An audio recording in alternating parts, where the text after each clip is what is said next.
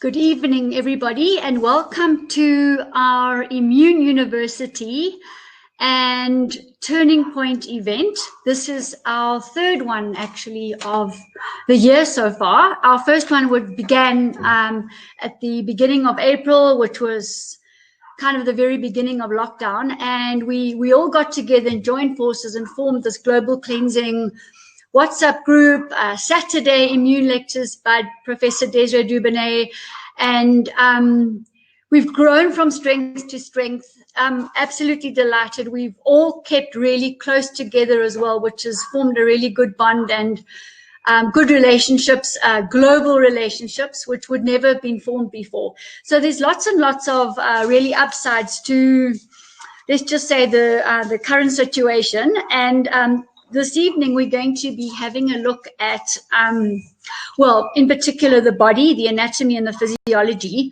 And, you know, we all know that there's the biology of stress, because lots of stress can cause lots of problems in the body. And I will be also going through a quantum assessment looking at humanity and cross-referring the results with what we're going to do with Professor Dubounet in a moment. So just let me cross over to some of the slides here before we call Desi in, just to get us, just to get our minds focused on exactly what we're doing. So we are looking at a paradigm shift, a quantum paradigm shift towards quantum medicine.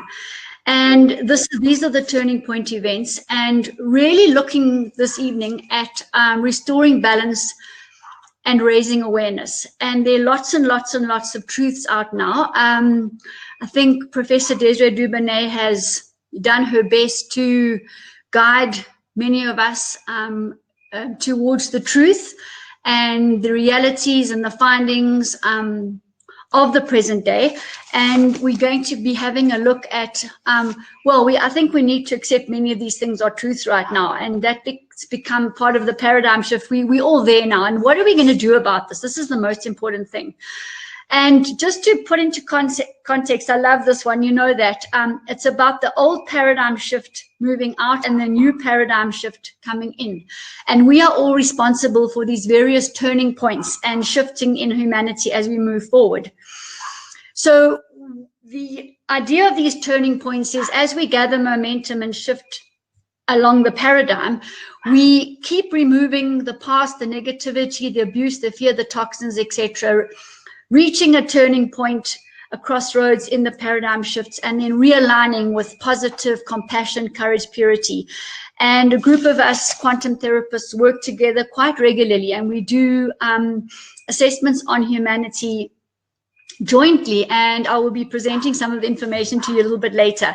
So we are very fortunate because we have these awesome quantum devices where we can actually validate and verify the state of humanity. There's no other device on the planet, quite frankly, that can do the whole world and beyond. So we have this device, it's validated and verified, and we're able to track the progress. So we'll be revealing some of the facts and trends, how humanity has weathered this lockdown storm as such. So we're going to look at awareness of global and universal truths of paramount importance right now as we shift.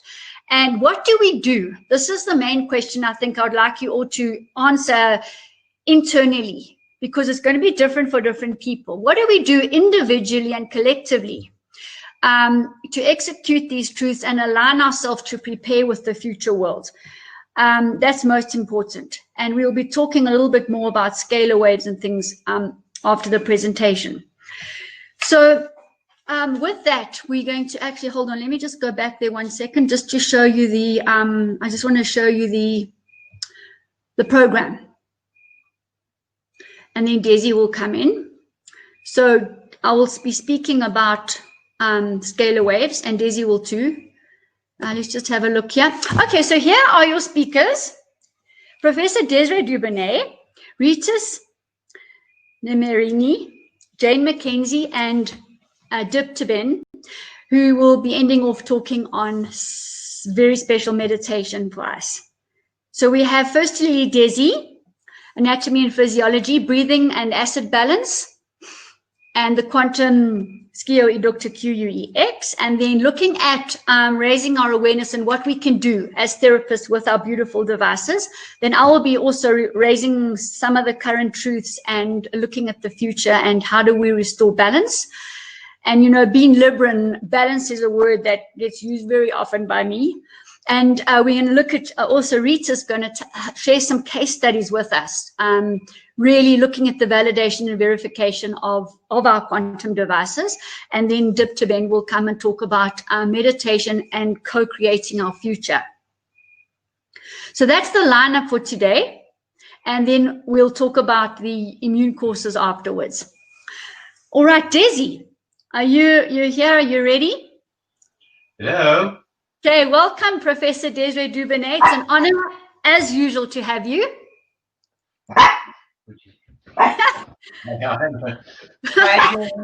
We've got a few more guests on that side, and you're going to set my dogs off. But your dog's barking, you're going to set my dogs off. Yeah, I know. Then they all get going. No problem. Well, you see. Here all right. we go. Here we go, Desi. Over to. Oh, wrong one. Sorry. Over to you, Desi. Okay. Well, before we start the video on the acid-alkaline and the pH and everything, let's continue on the topic. Did you do something last Tuesday night with the global consciousness and the COVID? Jane? Yes, we did. What we did was we went over your the lecture from Saturday. Your lecture from Saturday. Yes.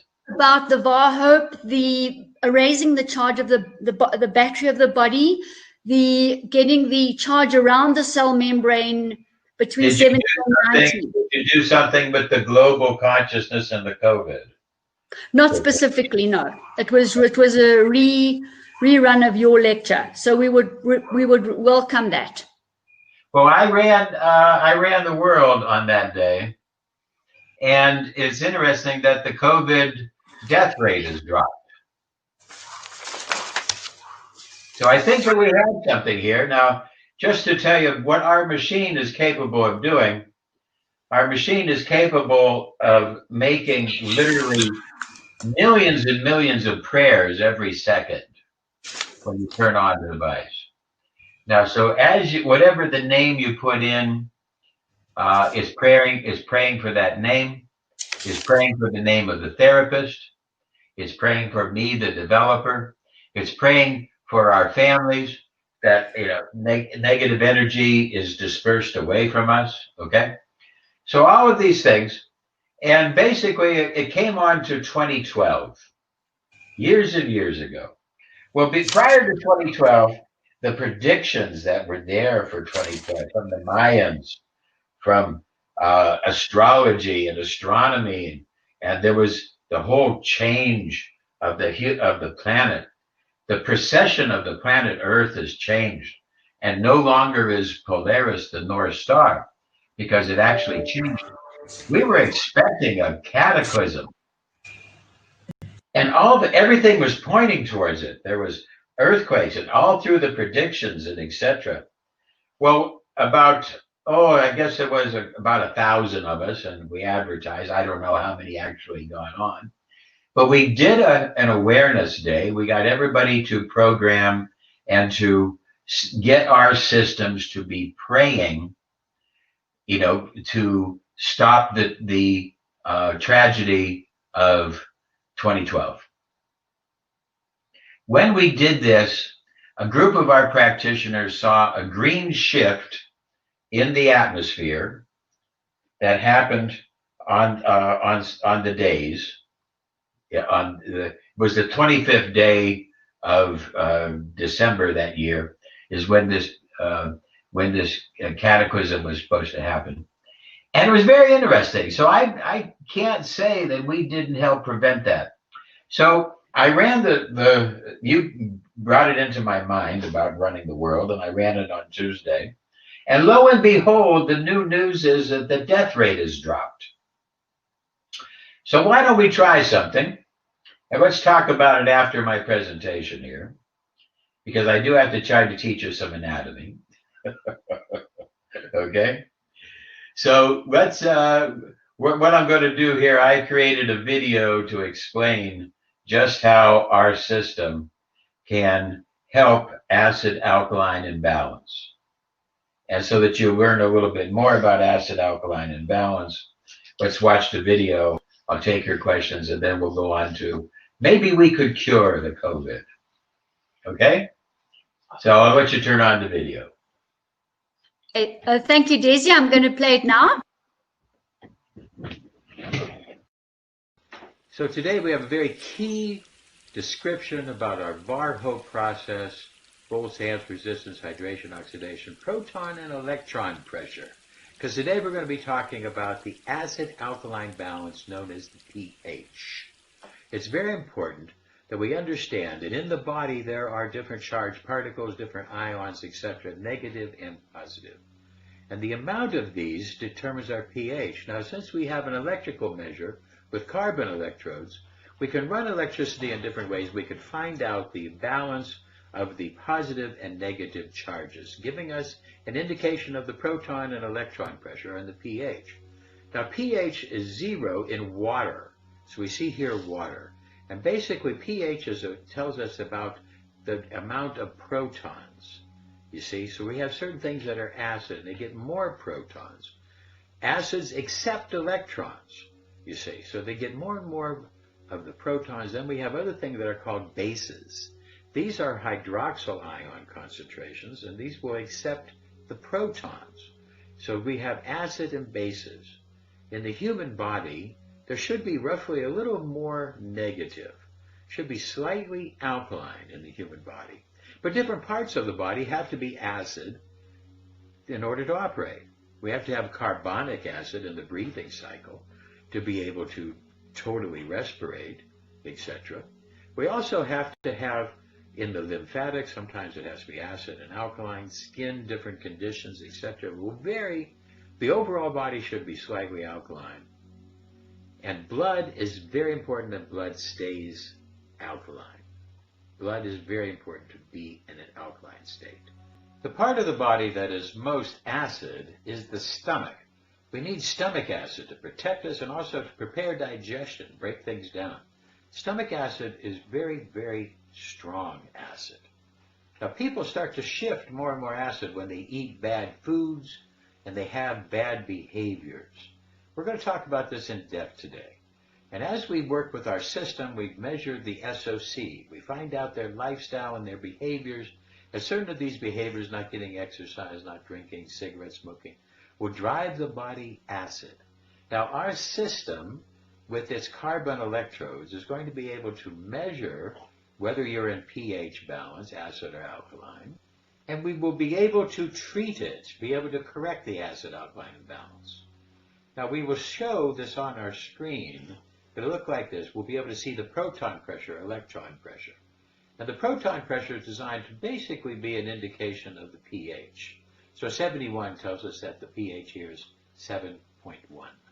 Okay? Now the electron pressure should be the opposite, but it isn't always the case.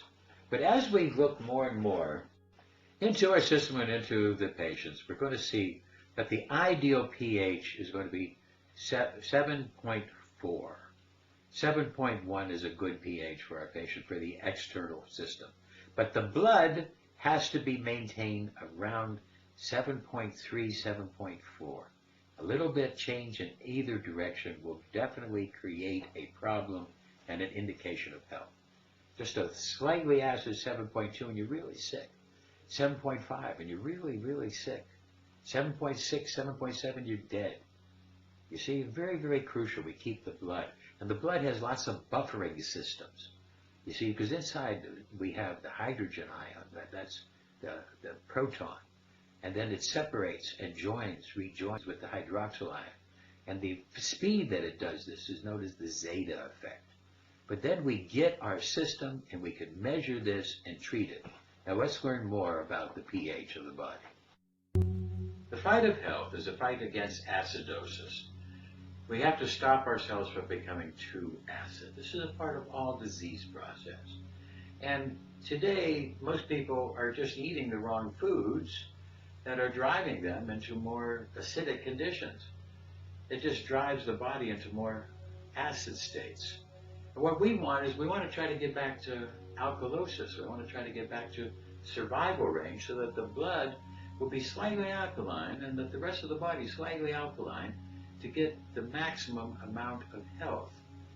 This can be done with our machine, this can be done with good lifestyle, and this is something that's very important in our battle for health. We have to recognize that the body needs acid. We need stomach acid.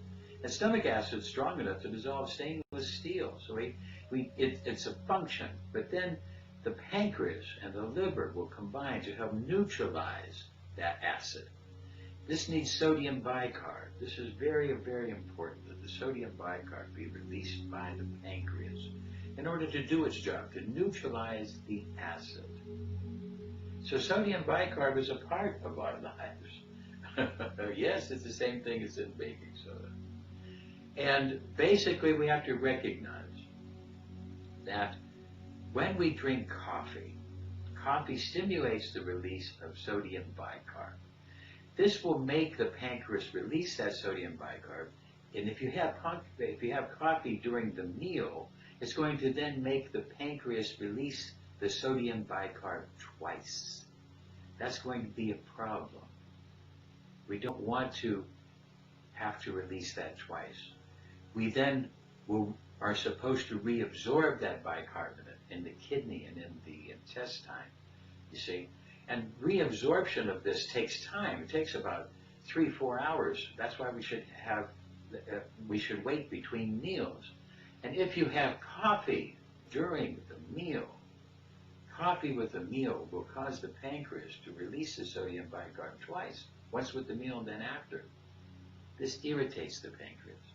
And this is the cause of most pancreas cancer, making that pancreas irritated. So we have to recognize that it's very important, because studies have shown coffee and pancreas cancer. But this is because coffee during the meal causes this pancreas cancer. So we have to recognize it's not coffee alone. Coffee has some very, very nice things. But if you have coffee during a meal, then you will render the pancreas useless. It won't be able to function. It will be irritated. So we have to be able to stop this. If we have the coffee an hour and a half after the meal, then the coffee will act as a digestive aid, stimulating the sodium bicarb at the appropriate time. Just wait a bit. First thing in the morning, don't have coffee. Apple cider vinegar, sodium bicarb, virgin olive oil. These are the things that you might want to start your day off of. And if you want something to drink, a little bit of something to drink with the meal, here are 3 healthy teas: the star anise, artichoke, celery. These type of teas are very helpful to be able to clean and help the pancreas. Now, when we breathe, there's a carbonic acid cycle that uses this bicarbonate. This also helps to neutralize the acid in our system. The kidneys are there to design to help to balance the acid-base relationship in the body. So it's very important. People have used baking soda for many, many years because we get sometimes bicarb deficient, especially having coffee with meals. When we are bicarb deficient, we need some bicarb, and bicarb has been shown for cancer treatment, all different other things. In fact, traditional medicine will use sodium bicarb as an injection that will help in cardiac arrest to get you out of that acid state. So we recognize that getting bicarb up, but bicarb is not so magic. Don't get too crazy with it. But a little dose now and then can help you, to fend off many different diseases. So here's the basic rules of the stomach. Let's learn how to obey the rules of the stomach. Let's learn about all the different things that foods eaten and made with love are nutrition. Foods made or eaten with anger are poison. Let's recognize these things. And let's recognize that we want more alkaline foods and less of the acid. Acid-alkaline balance is so important for the circulatory system, the nervous system, the lymphatics. It's important for life. We need to learn a lot more about this. Let's continue. Another key factor in the acidosis cycle, making our bodies turn acid, is problems of the membrane. Deficiencies of calcium, fatty acids, they not only allow viruses to work and penetrate, but they create other problems. Acidosis. You see, these different phospholipids, these fatty acids that make up all the membranes of the cells of the body. Their heads fear the water and the tails like the water. So they line up to make these membranes. These membranes are very key in being able to keep protons on one side and the other and create all the factors of life through the cell membrane. But when we get fatty acid deficiencies, we get problems in the membrane. Here's an idea of the signs and symptoms of essential fatty acid deficiency. Feeling cold or a chill before others in a room, that's one of the ones that I found most important. But you can see there's a host of other different symptoms here that most of us have from time to time, because a lot of us will get fatty acid deficiency, or we might get deficiencies of omega-3. That's a very, very key fatty acid we need. We have done the studies that fatty acids can be used to help to stop acidosis and get people a little more alkaline. You see, when they get these fatty acids, not only do the membranes work better, but they allow for better detox. And when the membranes and your fatty acids are right, stress can be tolerated. And even repair can be done better of the membrane when you have the proper fatty acids. But when you get bad fatty acids, and what's the real bad fatty acid in the world today? Well, all we have to do is look at French fries. Because French fries kill more people than guns and sharks. We got to stop boiling foods in oil. That gives us bad fatty acid. Now here's a cure for fatty acid deficiency. I made up a nice little formula for you to help to cure fatty acid deficiency with a nice little guacamole, giving you all different types of the full range of fatty acid that you need. But sometimes it's just as simple as a little olive oil, a little virgin olive oil. Unsaturated plant fatty acids are the best, but even saturated ones. But plant fatty acids are the best ones at neutralizing the acid and building up the cell membranes for health. Get your omega-3 through supplementation, through foods, and recognize that there's a host of different things these fatty acids in olive oil can do for you, and they can help you, but most of all, they can help you to correct problems with acid-alkaline. Now we discussed a little bit about how we measure the body pH. Now let's discuss about how do we correct it. How do we treat that? Well, we have a system with the carbon electrodes, and we're able to measure the body electric, and then we can intervene at that same type of level, very, very soft level, so the body is not allowed to turn on its defense mechanisms. Now, if it is too acid, we can turn on square waves to get maximum electrons. If it's alkaline, we can turn on spike wave, minimum electrons, to help ground out. But then through an electrostimulus, we can start to add electrons to the acid body. And we will get what we see here.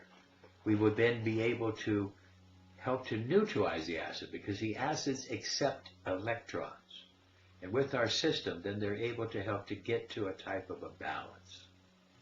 When the patients start to get into acidosis, they get acidic foods and acidic life. It starts to create all different types of problems. The bones become brittle.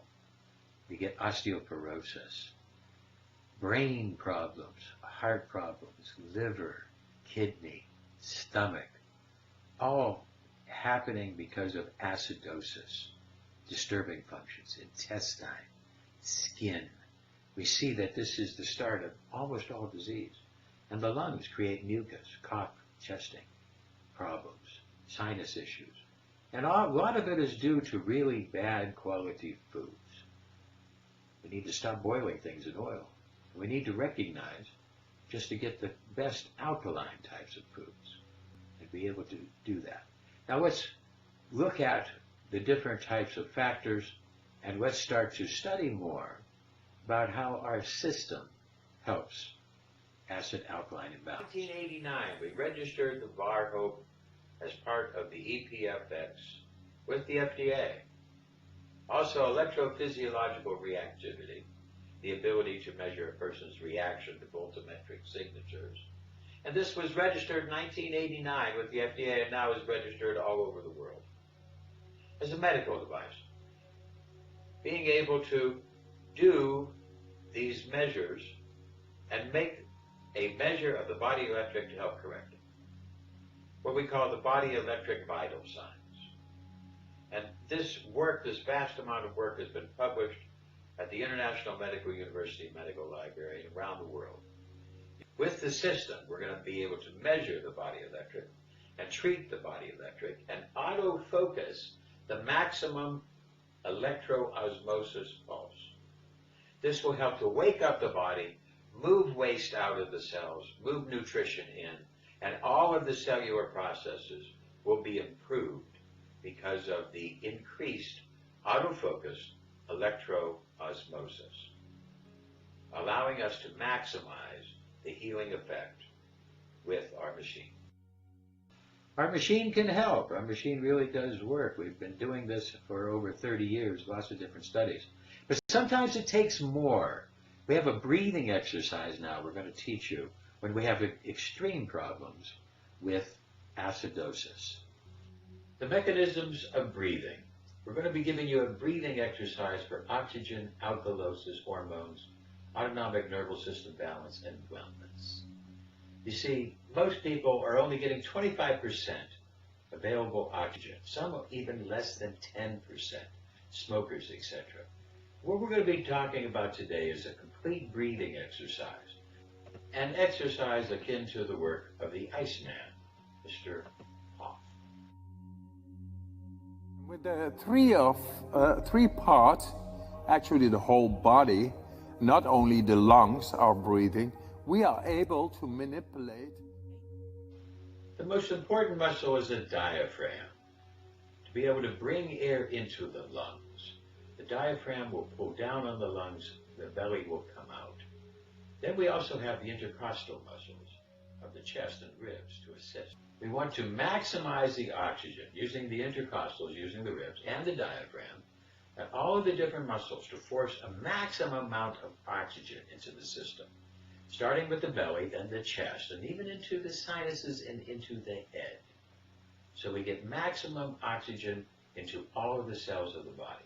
For 30 breaths, a full 30 breaths. Belly breathing is deeper part of the lungs. The chest is the upper part of the lungs. That is deep breathing. And even within the head, we are able to receive more oxygen. As we look up at the head and fill the sinuses with oxygen, yes, there are sinuses and they will capture oxygen. And with a slight pineal gaze, looking up the center of your forehead, you'll stimulate the pineal pituitary hypothalamus. And with this, because the sinuses are the cooling tower of the pituitary gland, the cooling tower of the hypothalamus, the cooling tower of the limbic system. And with this, now we're going to be bringing oxygen fully to the body, waking up the limbic system, waking up the emotions, waking up the hormones, getting everything working, and especially waking up the pineal gland, the third eye, as people have said, the place where the soul is, as Descartes meant. And the pineal gland is the producer of DMT and melatonin, so it has that real spiritual aspect. We don't even understand all these different hormones, but the melatonin will help to bring down the brain wave and help us to deeply relax. Yes, a three-part system: the diaphragm, the belly, the chest expansion, the head, the sinuses, to get all the maximum oxygen into the system for 30 breaths, 30 relaxed breaths, taking in the air, expansion maximum, and then resting and let it come out gently. Belly, chest, head. That's the way it goes, like this. And letting go. Fully in. Letting go. Now let's add some more parasympathetic juice to this. Inhale, stimulating the vagus nerve, belly goes out. Joyful smile, stimulating the facial nerve. Serene eyes, stimulating the oculomotor. And pleasurable exhale, stimulating the glossopharyngeal. You feel charged. You feel very lightheaded, loose in the body, tingling, strong. That's a charge. And you take him in. You let it go. You stop. Time again, and let it go. We have the second pump and cranial pump. Okay. So that is the major part. Okay. So a very simple exercise we say, moving the spinal fluid and the brain fluid. Okay. So what we do, we inhale, we go like this. We inhale, you expand your chest, okay. You expand your stomach, and your neck go like this. Okay, your chin go back. Oh, okay. And now when you exhale, you curve down. So you curve everything down. Inhale. Exhale. Fully in. Letting go. Fully in. Letting go. 30 times, 40 times. 4.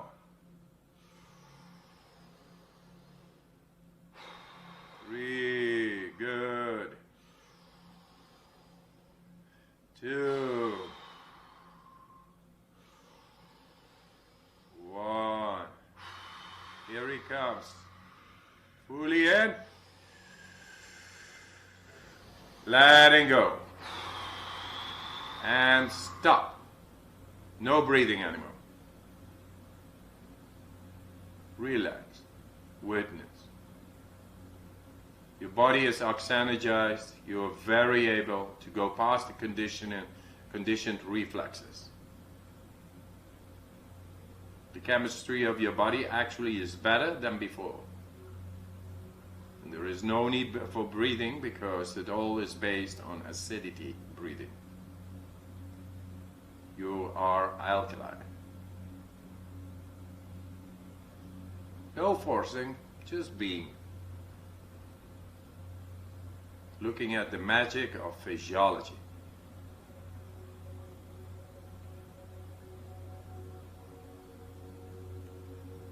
Witnessing.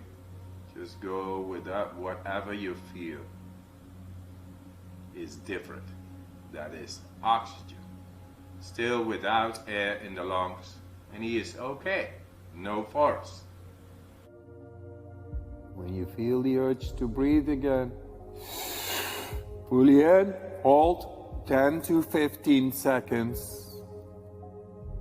And then round number 2 is done. Whenever you feel, okay, and now fully in. And hold. And squeeze a little to the head. Because it's nice. That's oxygen in the brain. Feels good.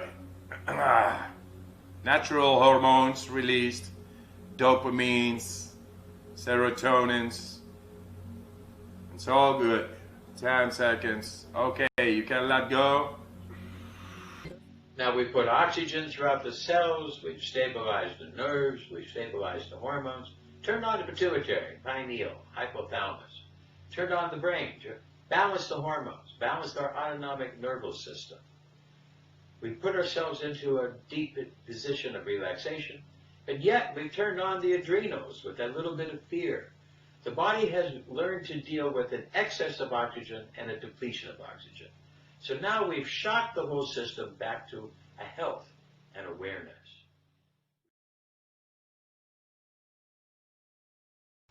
Now we've talked about this problem of the imbalance of negative and positive charged particles and its acid-alkaline relationship.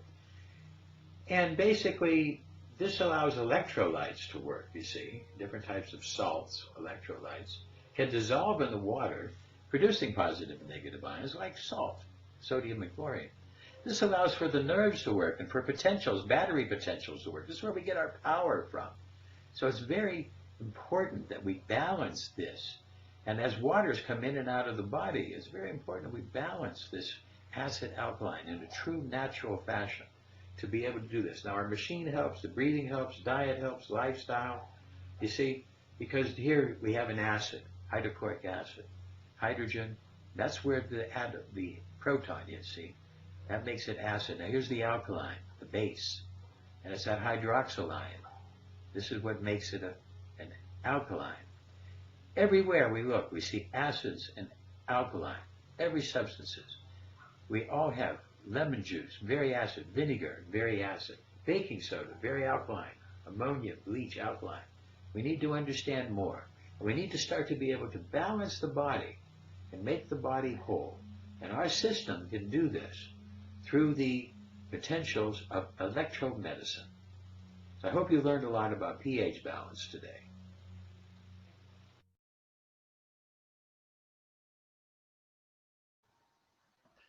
Ta-da! How was it? That was amazing, amazing, amazing, Desi. I learned a huge amount. I'm sure. Yeah, I just want to be able to make sure that people understand. I posted over here information, and that we need to get the good fatty acids. So you need to make sure we're not boiling the oils in, not boiling the olive oil. They cannot sell you boiled oil because it causes cancer. So you buy the oil and you take it home and boil it. You're not supposed to do that.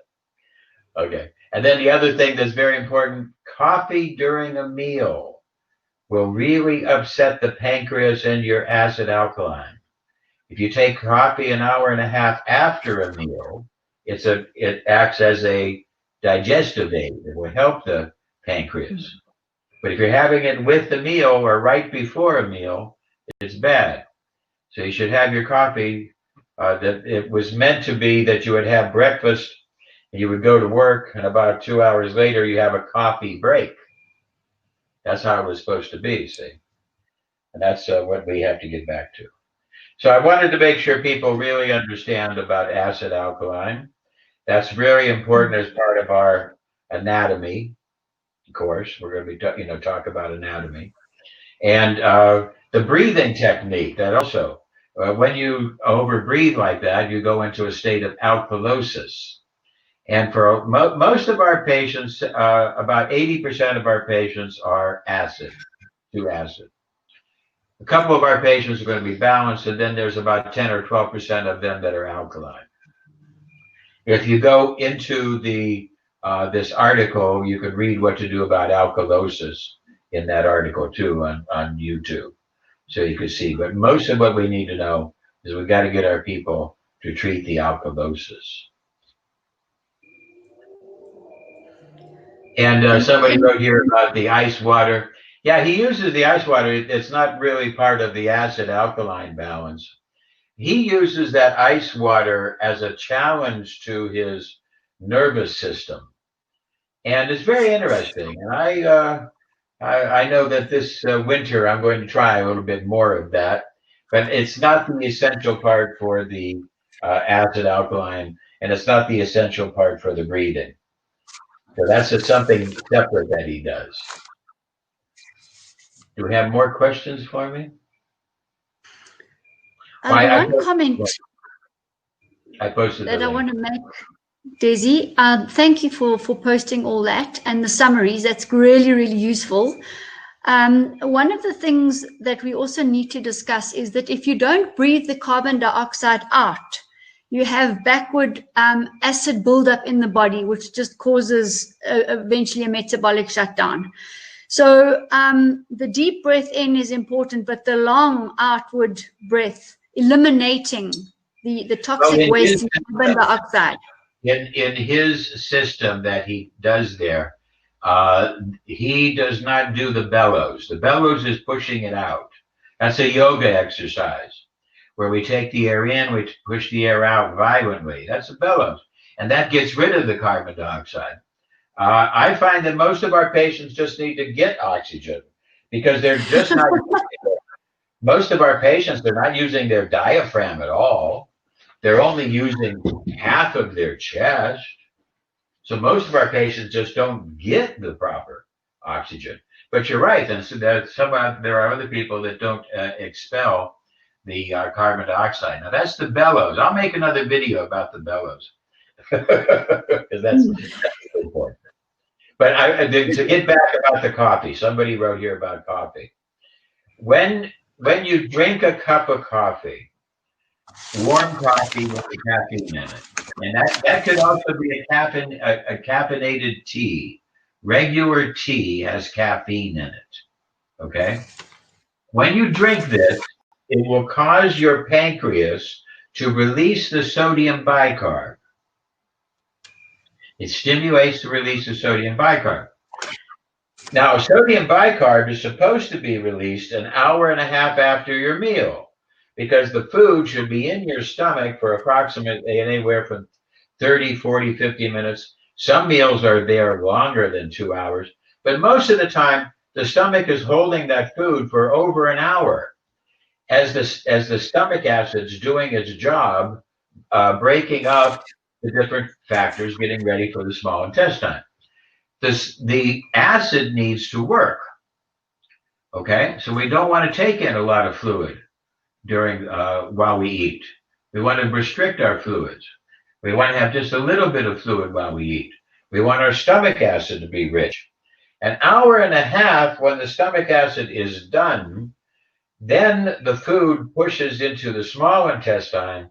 Then the pancreas releases the sodium bicarb and the enzymes. And now the magic of nutrition is happening where we start to really absorb our nutrients. If you had a cup of coffee with the meals, you release the sodium bicarb. Then an hour and a half later, your pancreas tries to do it again, and it's not able to. It takes about 3 to 4 hours minimum to recoup that sodium bicarb. That's why we have breakfast at 8. We have lunch at 12. You see, we have dinner at 5 because we need time to get back our sodium bicarb. So if you're having coffee with the meals, it's the #1 cause of pancreatic cancer. So people have to recognize coffee with meals is a bad thing. Coffee, I'm not against coffee. I think a cup of coffee in the morning on an empty stomach. I never have coffee on the first thing. Don't ever do that. First thing in the morning, you should have water. You can have lemon juice without sugar. You can have a touch of olive oil, some apple cider vinegar, a little teaspoon of that. You should really be very careful and not have coffee first thing. So what I do is I get up in the morning. I usually have a little bit of kombucha. I have a touch of apple cider vinegar, maybe a little bit of some fatty acids, some olive oil, maybe a touch of bicarb. It depends, that type of thing. And I definitely drink water, when I get up. Make sure that I get hydrated after, not drinking during the night. And a little bit of lemon juice, that type of thing. And then after about an hour or so on an empty stomach, then I'll have my first cup of coffee. I have 1 cup of coffee, and I don't go to 2 cups of coffee, or rarely do I go to 2 cups of coffee. However, when there's stress, sometimes you have a second cup of coffee, okay? I try to use ginger tea and other things because I don't eat my first meal until after noon so that I can get the benefit of a fast. Coffee, ginger tea, cherry juice, these things will help the fast. So I can have them. They will help make the fast better. So I'm helping my body to digest those things.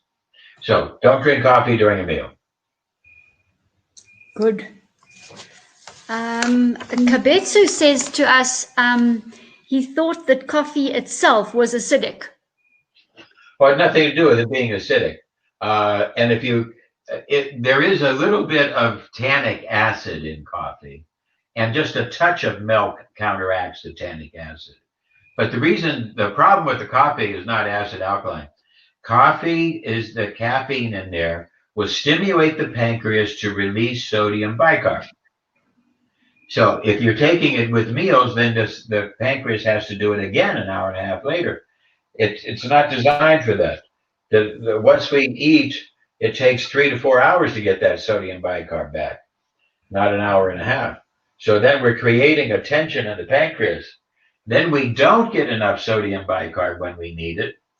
Now our small intestine is starting to go acid. We're not counteracting the acid. Our whole bodies are getting acid. And it's a major cause of disease to have coffee during a meal. Don't do this. I see that.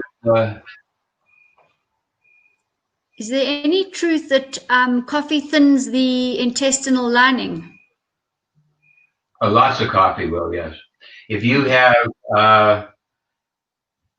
if you're drinking coffee first thing in the morning, it's too harsh, and it will hurt the intestinal lining. If you're having more than 2-3 cups a day, it's not good. It will hurt the intestine. 1 cup of coffee a day, I don't believe is harmful. A lot of people are anti-coffee. I don't. I found that coffee is very good. In fact, if there's somebody that has asthma, 2 or 3 cups of coffee could help get them out of an asthma attack if they don't want to use the inhalers, you know. So I think there's lots of benefits of coffee, but have to be very careful. But the major thing is, don't have coffee with a meal. I know that's what everybody does in the morning for breakfast and for dinner, and then right after eating, they have a cup of coffee. Don't do that. Don't do that. Go home, have a cup of coffee later. Wait. Don't have a cup of coffee with the meals. It's a major problem for illness, etc. If somebody has a pH reading of 88, alkaline blood. Okay. If you go into the YouTube link, you'll see what to do for alkalosis. But usually alkalosis is mostly caused by disorders of the lung, and also can be caused by kidney infections. So those are the things we need to do.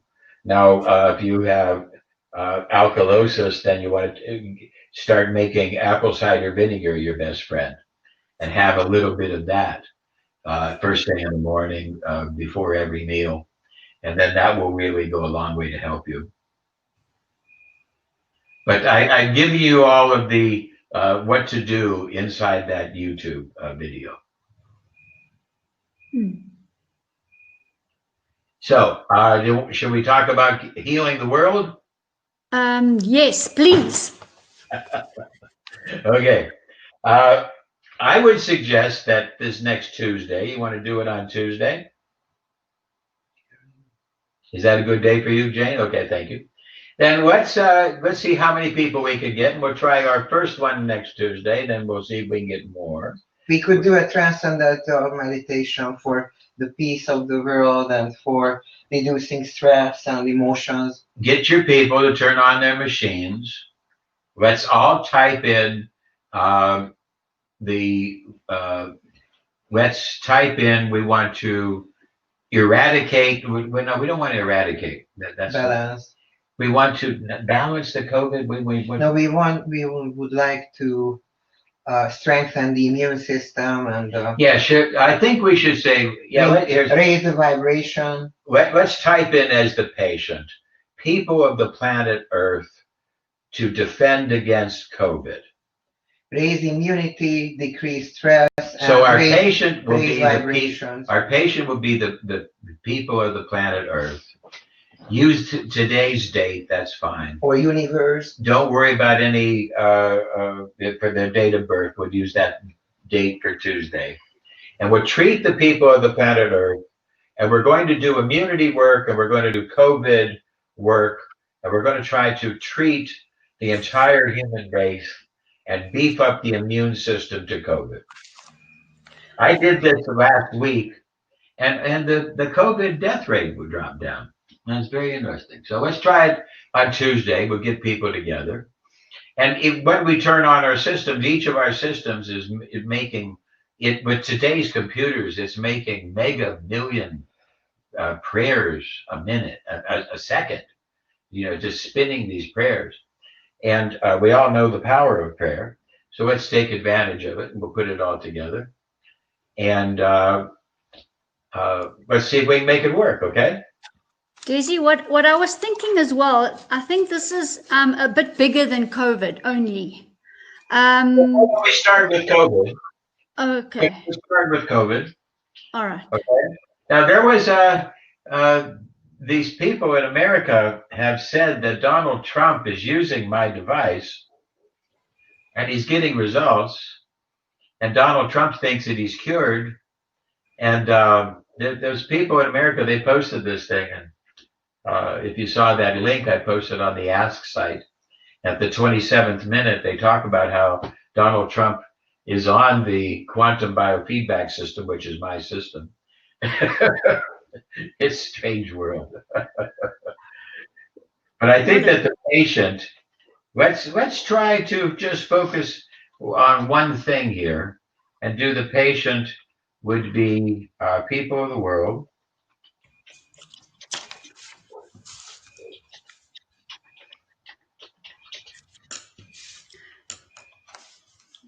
To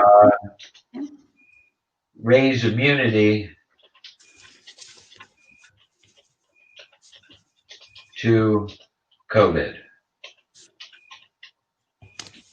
So I think if we put that, if we type that in, and everybody runs that on their machine, and you tell us what time on Tuesday. Let's make it 7 p.m. South African time. Now this is the start, and we'll do that. We'll see what happens, and then we could go to a bigger ideas. Okay. You talked about truth, and we have to understand that our bodies are made of atoms. Nobody's ever really seen an atom. And around the outside of the atoms are electrons. Well, we don't even have a picture of an electron, you see. And the electrons repel, so atoms don't touch. So you can't even touch the chair you're sitting in. And nobody's ever aware of, nobody could ever really see this. So how could anybody say what truth is or truth isn't, But there is some things of truth. There are some things that we have to say, okay, that is true, but we have to be very stingy with what is true, because mostly what we think is true is just speculation, So I think it's very, very interesting. But we see a world now where on the internet, these social, if you watch the movie Social Dilemma, you'll see that rich companies have basically taken over the internet, and they can pretty much influence your mind to think whatever it is they want. This is really happening. And we got people who are trying to, as an example, there are people who think that the earth is flat. Now, if there is a truth, I'm going to tell you the earth is not flat. Okay. Where does the sun go at night? No, I'm sorry. The earth is not flat. There is a truth here. Okay. So I'm going to go with that one as a truth. Okay. But yet there are people who think that the earth is flat because it seems flat. It seems to them flat. Well, how, I don't want to take away their freedom of expression, but at the same period of time, we have to understand that, people need to discuss ideas and get it together. So it's really hard for us to say what truth is. But we do have to increase our ability to exchange ideas and for people to start thinking what more truth is. So hard to tell. What are your thoughts, people?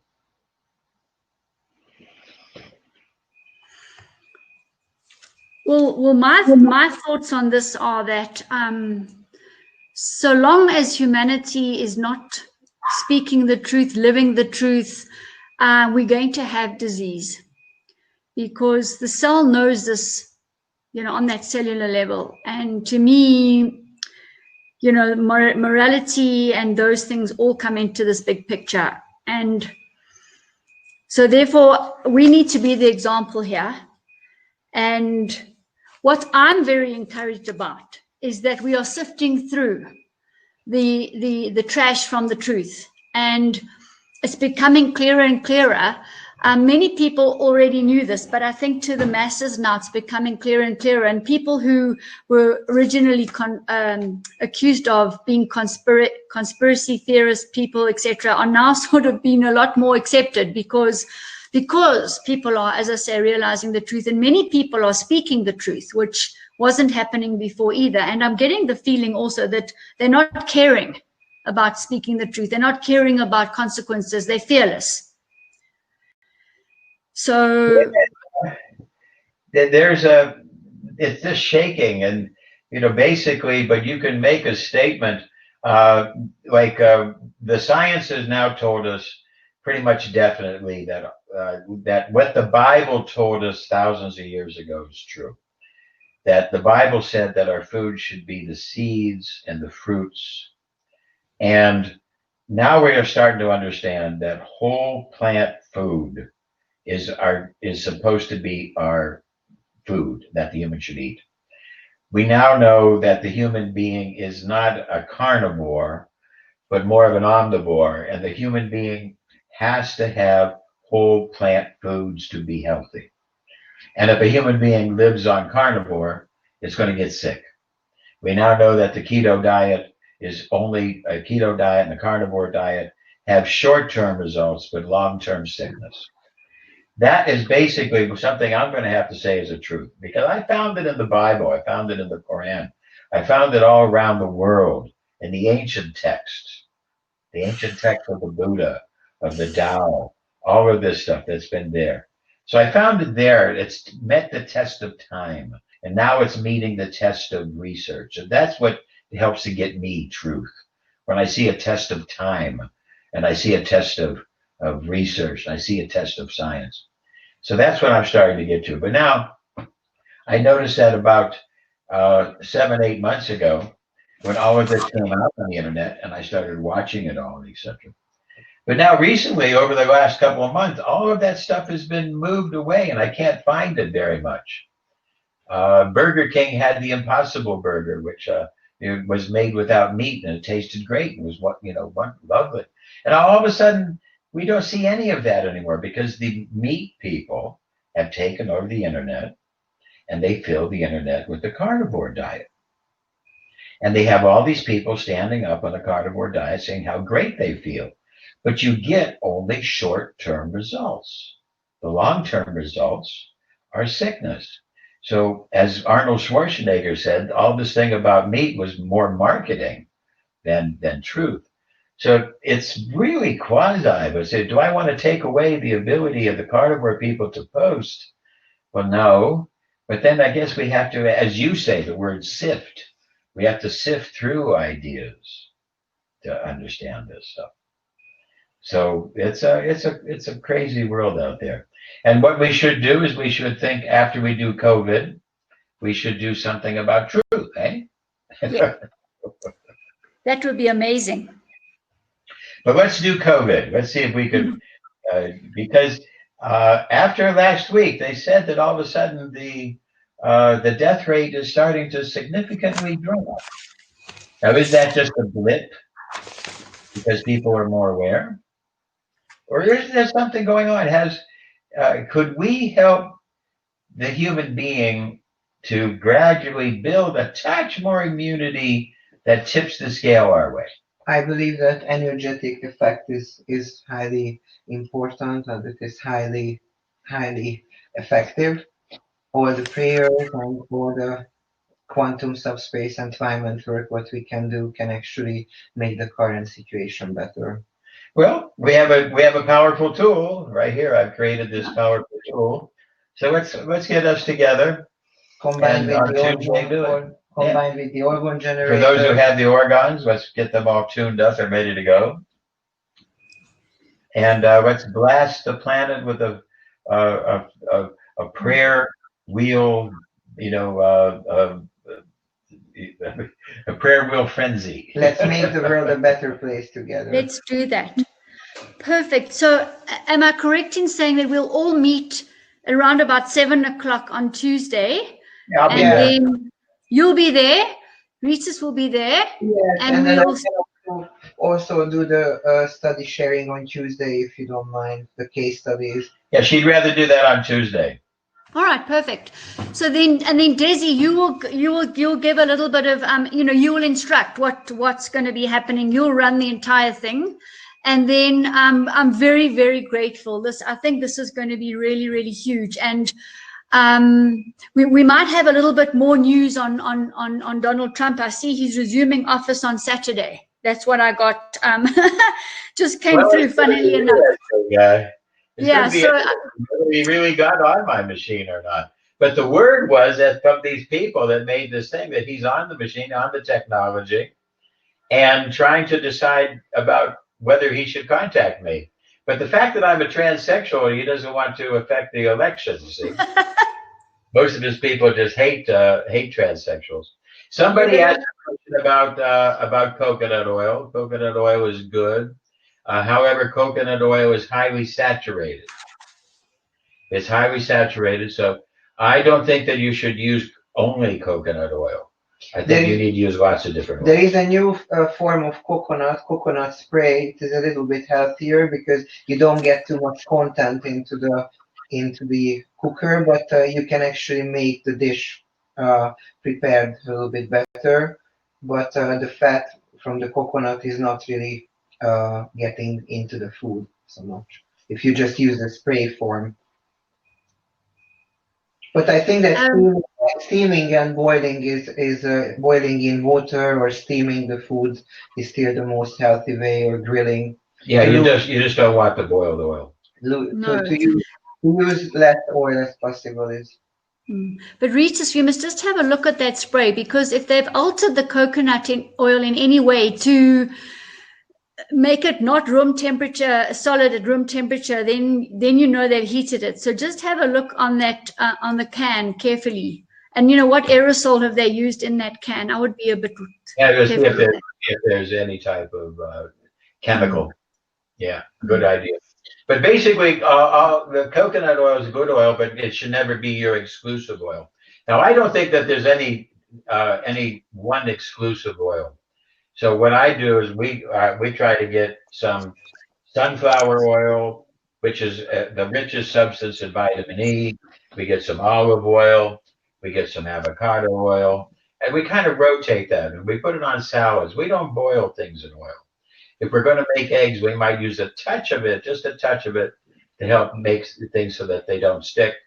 But basically, we try to recognize that boiled or cooked oil is a problem and will make for bad fatty acids in the body. This week I was also experimenting a lot with veggie burgers. I made it at home, and we noticed that also it gave us energy, and it had the protein content what we need for the body. So people are in a false belief that they have to have meat to have energy and gain muscles and feel strong, because whole plant food and whole grain meals can contain even the same or higher value of protein. I want to be able to say, though, that I think that meat is not bad as a slight addition to our diet. But when we have centered, when I grew up, it was a question, what are we having to dinner? The answer was the meat. We're having chicken, fish, whatever. Of course, Tuesday night was mac and cheese night with my mother. We grew up poor. And so Tuesday night was mac and cheese night. Thursday night was liver and onions. And I hated Thursday night because my mother bought the cheapest thing in liver, and it was just, I like the onions though. But so a little bit of meat, I don't think is a problem for the human being. And if meat could become our side dish, you see. But I think that the major thing we have to, get to is what kind of whole plant food can we make as the major dish, I think that we watched the video. I would like Desiree to share it with you next time. We watched a very nice documentary movie about a man who is a strong man, completely living on vegan food and a very, very disciplined diet and meditation program every day. And he shared how much energy he gains. And yeah, he eats once a day. And he eats just seeds and nuts and stuff. Yeah, only whole grain and seeds and nuts, and he's the strongest vegan muscle man, and he's pure muscle and very, very high mindful awareness and focused. It was a very interesting movie to watch. Somebody's asking about the keto diet harmful. The normal keto diet has been shown to be effective to lose weight in the short term, but disease causing in the long term. Now, if you're using only plant-based, and if you're using whole plant foods, keto, I'd have to know more to be able to tell you. But driving your body into ketosis, which is also acidosis, is just not a good idea. Can be harmful. One of our friends, George, tried it, and he had some problems. Well, you lose hair, you lose different things. But if you sent me the type of diet I could make, if it's whole plant foods and keto, I'd have to take a look at it. I believe that before anybody starts into any special diet, you have to consult with somebody who you trust, because it's very important to watch your health and not to get into any dizziness, into any illness or any thyroid problem. So it is good to consult before you just get started with a diet plan, because many people just offer all kinds of diets, and not every diet is suitable for all kinds of body and digestion types. So we have to be aware what we really do and how we treat our body. Oh, okay. All right. So, and since you tell me that Donald Trump is coming back on Saturday, you said next Saturday, today? What's he coming? Well, that's what I just read. I read now. So the US is in daytime. So it's possible that it's possible this week, but I don't know. It just said Saturday. Okay, well, maybe I should run him on the machine. I don't know. I mean, we have to get his permission first. Yeah, exactly. But if he's on the quantum already, so I'll have to find out more. Okay, well, everybody be good.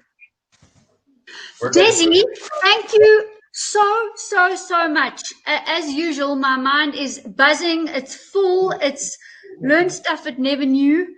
And you know what? We can only really be grateful for you. Not only what you're doing for us on a Saturday, but for everything that you're doing for and have done for humanity, the world, the universe.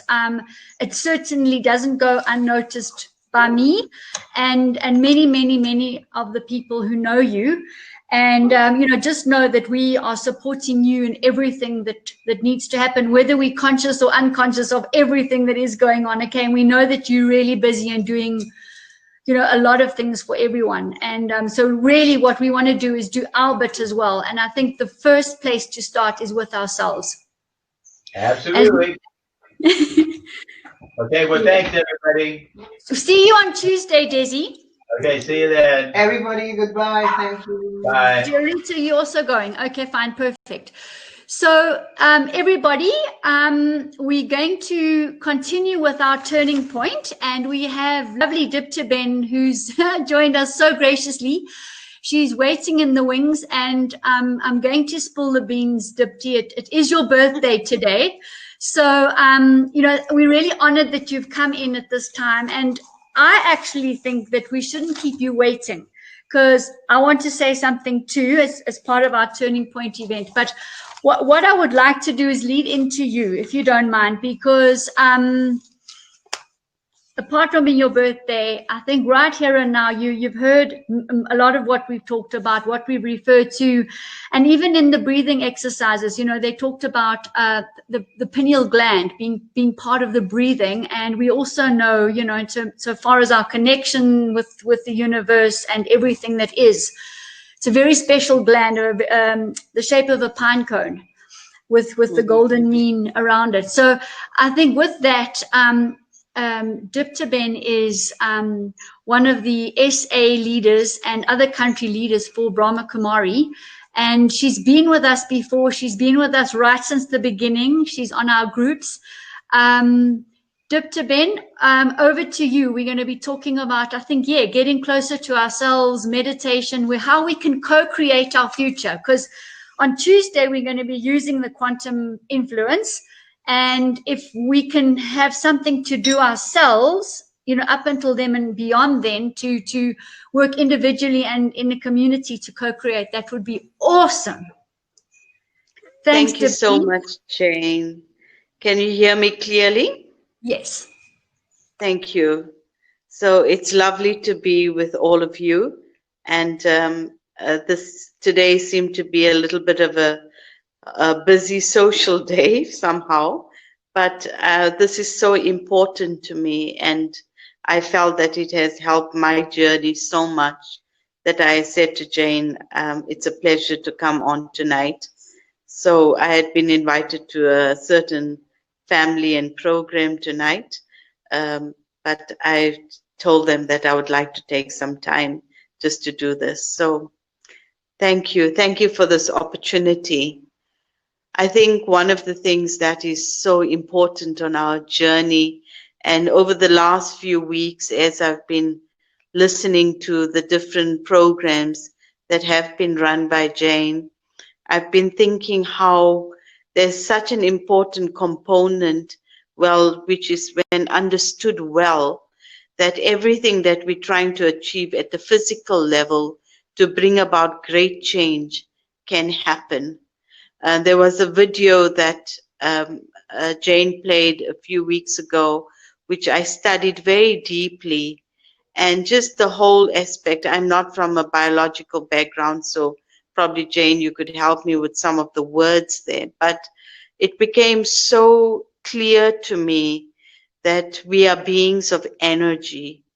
And as beings of energy, according to the way we vibrate at a certain level, has such an influence on two very powerful glands, which is the pineal gland and the pituitary gland. And so very often we start off as our starting point, the pineal gland and the pituitary gland.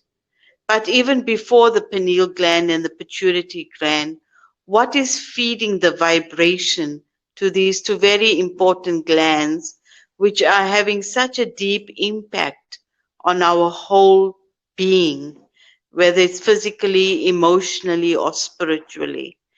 And after watching that video, I just thought about it, and I thought that one of the energies that we are as beings of energy is that we have the power of our thoughts in our state of consciousness. And right now, the state of consciousness in the world has become so physical and so limited in its state of consciousness. Yet as a being of consciousness, I have an incredible capacity, because my innate state of energy is one of peace, one of love, one of purity, one of spiritual power, and one of wisdom. That is what is innately within each one of us. And given the right opportunity to vibrate these energies, how these energies can start creating and giving off the right vibrations to these two most sensitive glands within the body. So the being connecting with the body energy. And when these two energies connect, there can be an energy flow. Now, very often in the world, people want there to be a healthy energy flow, a positive energy flow. And so we try and do many things in our life to create these physical and emotional energy flows. But it is so important along our journey for deep turning points to realize that there's a part of me that when I tap at a very powerful level, the level of quantum leaps it can take in my energy flow can be incredible. And if I give deep attention to these original energies that I am, and I find as a meditator, when I was listening to these wonderful lessons, and my journey with Jane came alive when I had to learn certain lessons in my own life, responding to my body, because as a spiritual being, I was moving, and I was moving at quite a speed, thinking I was helping the world and helping myself, without realizing that there was a balance of a very deep level that was needed, where the body and mind had to come into a deep, deep state of alignment. And since I've been working with the wonderful help that I've received from Jane, and doing the inner work within myself of the meditation that I do, and then connecting these two energies, and then finding the effect that it was happening on my body, which was vibrating at so many cellular levels. And you know, we have bodies that vibrate at so many levels. And I found that the aura of my being became much more clearer. There was a deeper level of flow of energy. And I think that these energies is what allows the body to heal. I have discovered how much when we really deepen our energy of peace, and knowing that that resource of peace is actually inside of me as an innate being. And as a meditator, when I activate this energy of peace that I am, I don't have to get it from anywhere. My innate nature is one of peace. I'm the child of the ever peaceful one. God is the ever unlimited ocean of peace. I'm his child. We share the same spiritual DNA. So God is ever peaceful, and my spiritual DNA also is made of peace. And I just need to wake this peace up inside of me over and over again. And it's like this energy of I, the soul. That is why we talk about the seat of the soul. And in our spiritual terms, when we talk about the seat of the soul, we talk about the seat of the soul being in that vicinity where these two very sensitive glands are situated in our brain, the pineal gland and the pituitary gland. And as a soul, as I vibrate this level of consciousness, I vibrate this level of peace. The energy flow that it creates within these two wonderful glands, and then giving the right message to the brain, and then allowing this whole energy flow that, Jane, you often talk about, on how that then begins to affect my whole body. And using that on myself, and also using it on people during this period of time of COVID, I found that some people that I had to respond to had deep difficulty breathing. And on the one level is they may have been able to take the physical precautions to deepen their energy space.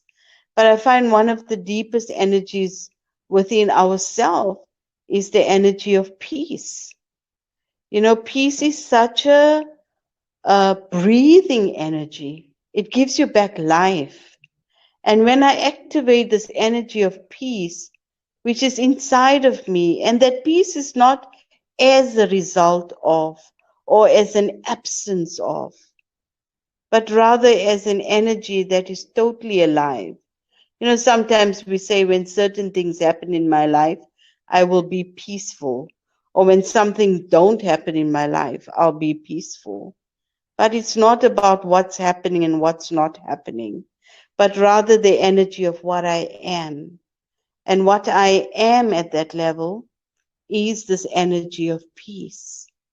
And I found that using this, when somebody called me one day and said, I'm so anxious and I think I'm really struggling, and then They were having problem because they were tested for COVID and they were COVID positive. And one of the things that really started happening was a breathlessness that was coming up. And at a deep spiritual level, I was just guiding them through a meditation and just allowing these vibrations of peace at a very deep level to vibrate into the body. Because I am a being of peace. There's an incredible level of peace that we all hold. And this level of peace is extremely healing. And when our cellular energies of our body receives this energy of peace, this is what creates deep healing. It's certainly important to give the right nutritional energy and the right support, which I had to learn. And I take that very much at heart, and I take my things on a daily basis. But together with that, just that deep, deep realization that we have an incredible resource of energy, because we are beings of energy. All of us are beings of energy. And when I began to vibrate that energy of peace at a very deep level, how much the body can start to heal. I've known of a sister of mine who had one of my spiritual sisters who was going through cancer, and how when she was during that time going through her chemo, and there was a deep restlessness that had set in, and how just as we meditated and gave that vibration of peace to the body, how that restlessness of the nausea and all of that began to disappear.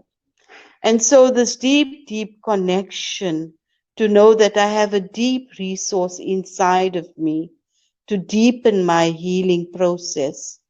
And that healing energy that I have inside of me is absolutely incredible. Because sometimes in our lives, things can upset us, or anger can come into play, or many things on a negative level can come in, and we see how it almost immediately affects our heart rate, it affects our stomach, it affects so many levels on a physical way that we see gets almost immediately affected. And yet when I can use this energy beautifully, because it is my resource point to vibrate into these beautiful glands, which then sends the direct messages to the body. So using both energies, the energy of meditation at a very, very real level, and that means on a daily basis, and especially early in the morning, to activate these energies, because we have to understand that the time before sunrise, the gravitational pull of the earth is at its lowest point. And therefore our subtle energies are more at play, and our subtle energies are more activated. And so the more and more in the early morning hours, as I meditate and I wake up this peace in me, and I wake up this divine love that I am, I wake up the joy of my being. These are all the energies that are giving the right messages, firstly to our bodies. And this is allowing my body to receive at a cellular level the deepest vibrational nutrition to support it at a cellular level. And then as I receive this, then I can vibrate this energy out into the world. And we can see it. It's like if somebody has nurtured themselves in that way, when you look at their face, they have a happy face. And if they have a happy face, a bubbly face, a fresh face, the people that they meet also feel refreshed. And we can see disease is not something that's just on an inner level. It shows in our eyes. It shows in the glow of our skin. It shows in our posture. It shows in our body language. a person who's happy and have that deep confidence, it shows all very, very powerfully. And so how much on the one level, on a nutritional way, I can support myself deeply, but to activate these original qualities of my being. I remember there was a child just near of our center.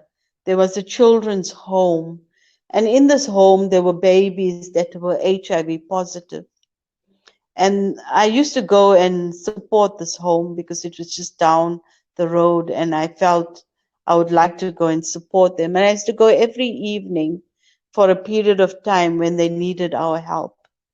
And there was one baby, little Imbali, and little Imbali was born HIV positive, and she was very quickly struggling to breathe, and her white cell count was very low, and there was a great difficulty. She was just a few weeks old. And I saw how there was a couple that had come into the home to adopt a baby, and we can see how karmically people get pulled to each other. And this couple played with many babies, but then when they came to little Imbali, they said they wanted to adopt little Imbali. And I remember the social workers saying that little Imbali needs security right now.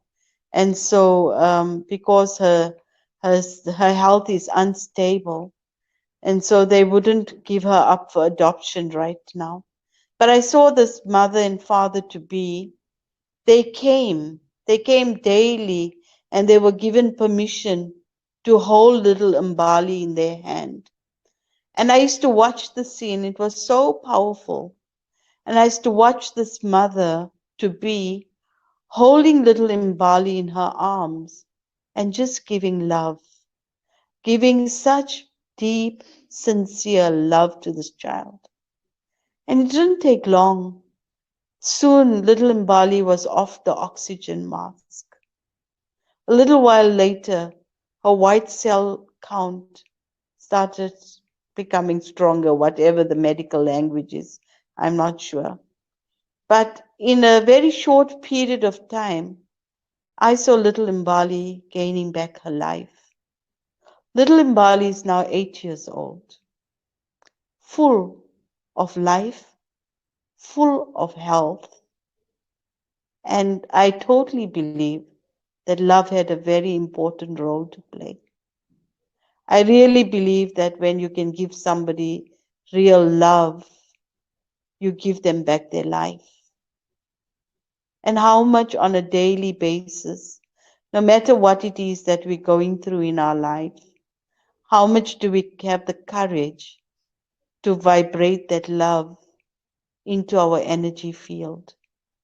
Because love heals. Love is very, very powerful. Love is extremely transformative. And love can change many things.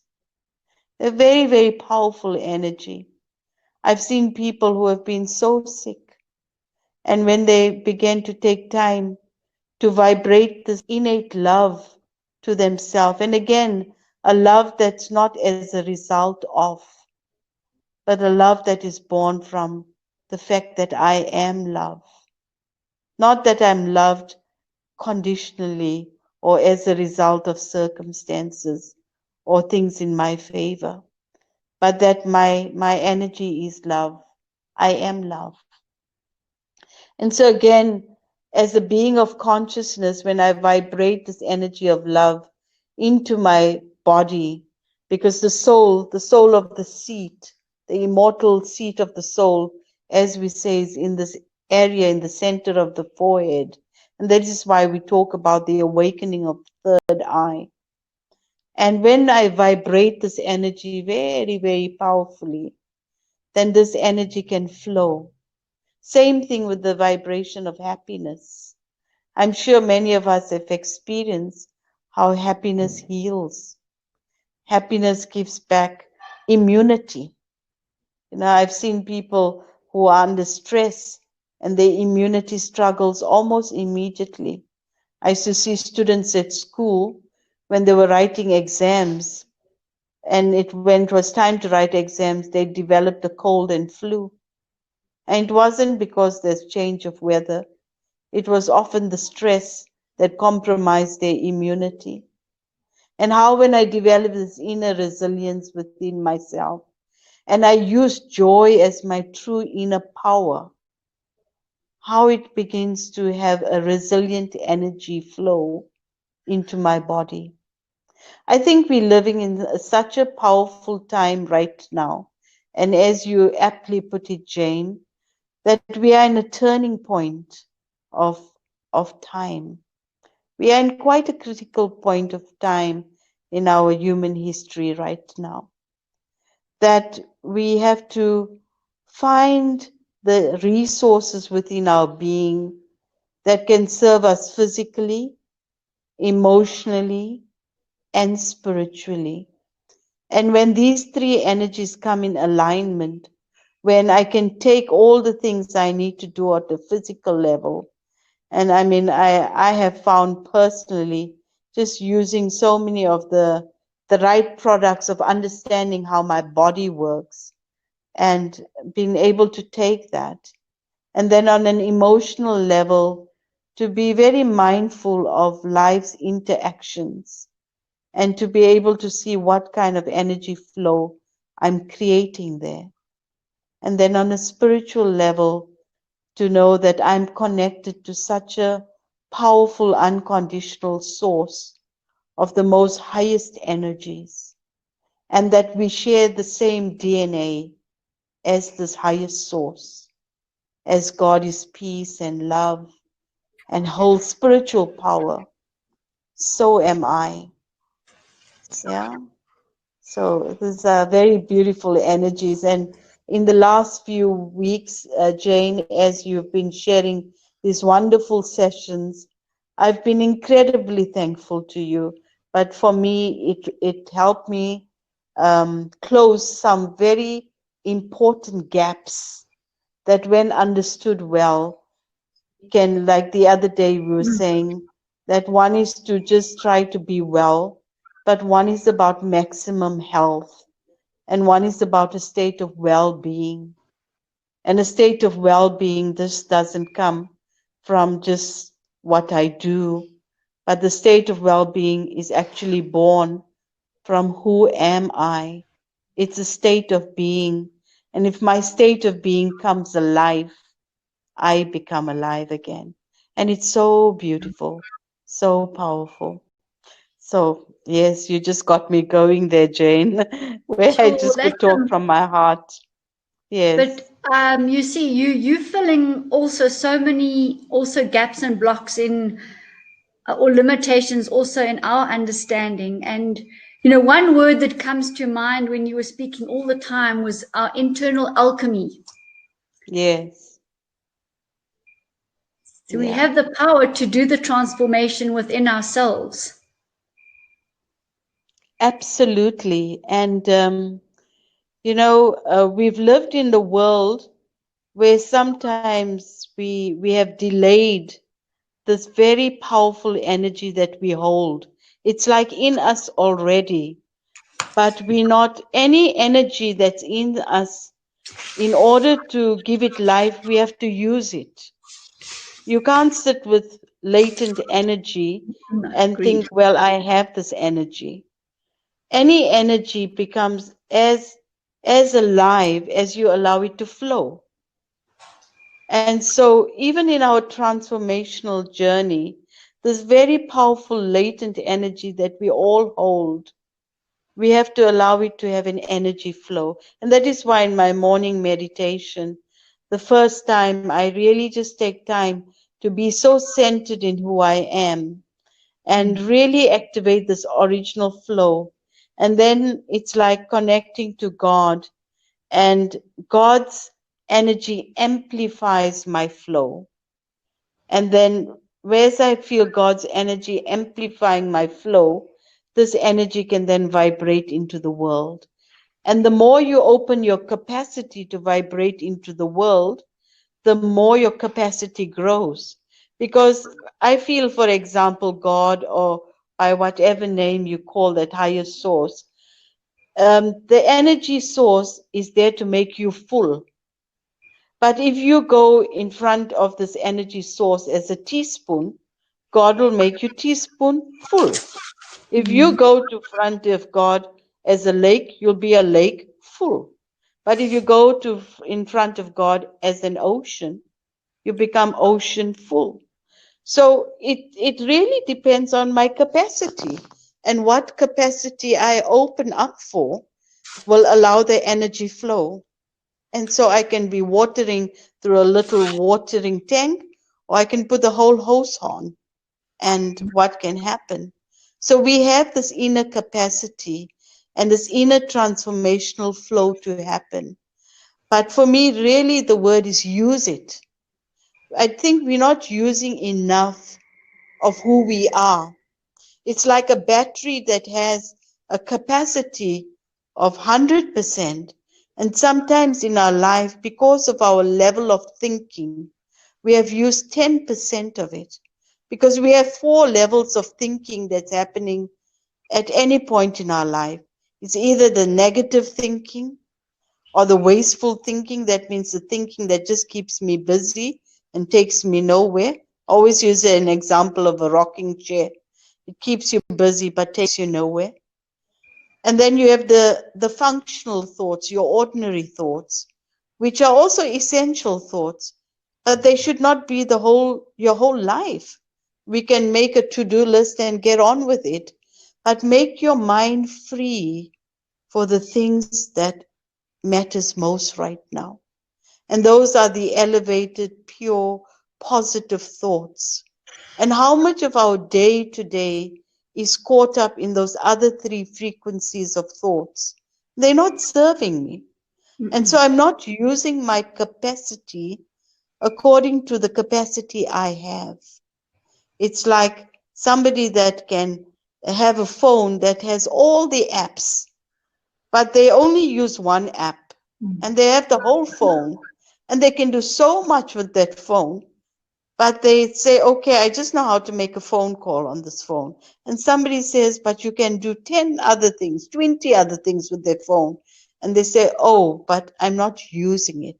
So the key word is use the inner energy, the innate energy that you have. And that is how we access this being into expression. Because all of us are beings, but how am I expressing my being?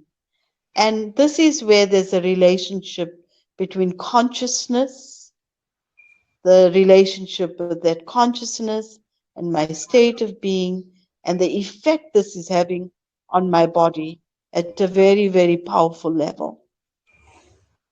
Wow. Yeah. Wow, So that's phenomenal. Absolutely phenomenal. And yeah, and I mean, for me, it was a learning moment. You know, I was so enjoying, you know, it's like you learn to fly and then you forget that in order to keep flying, you need the right fuel. So, I mean, I was flying and I was enjoying myself until last year.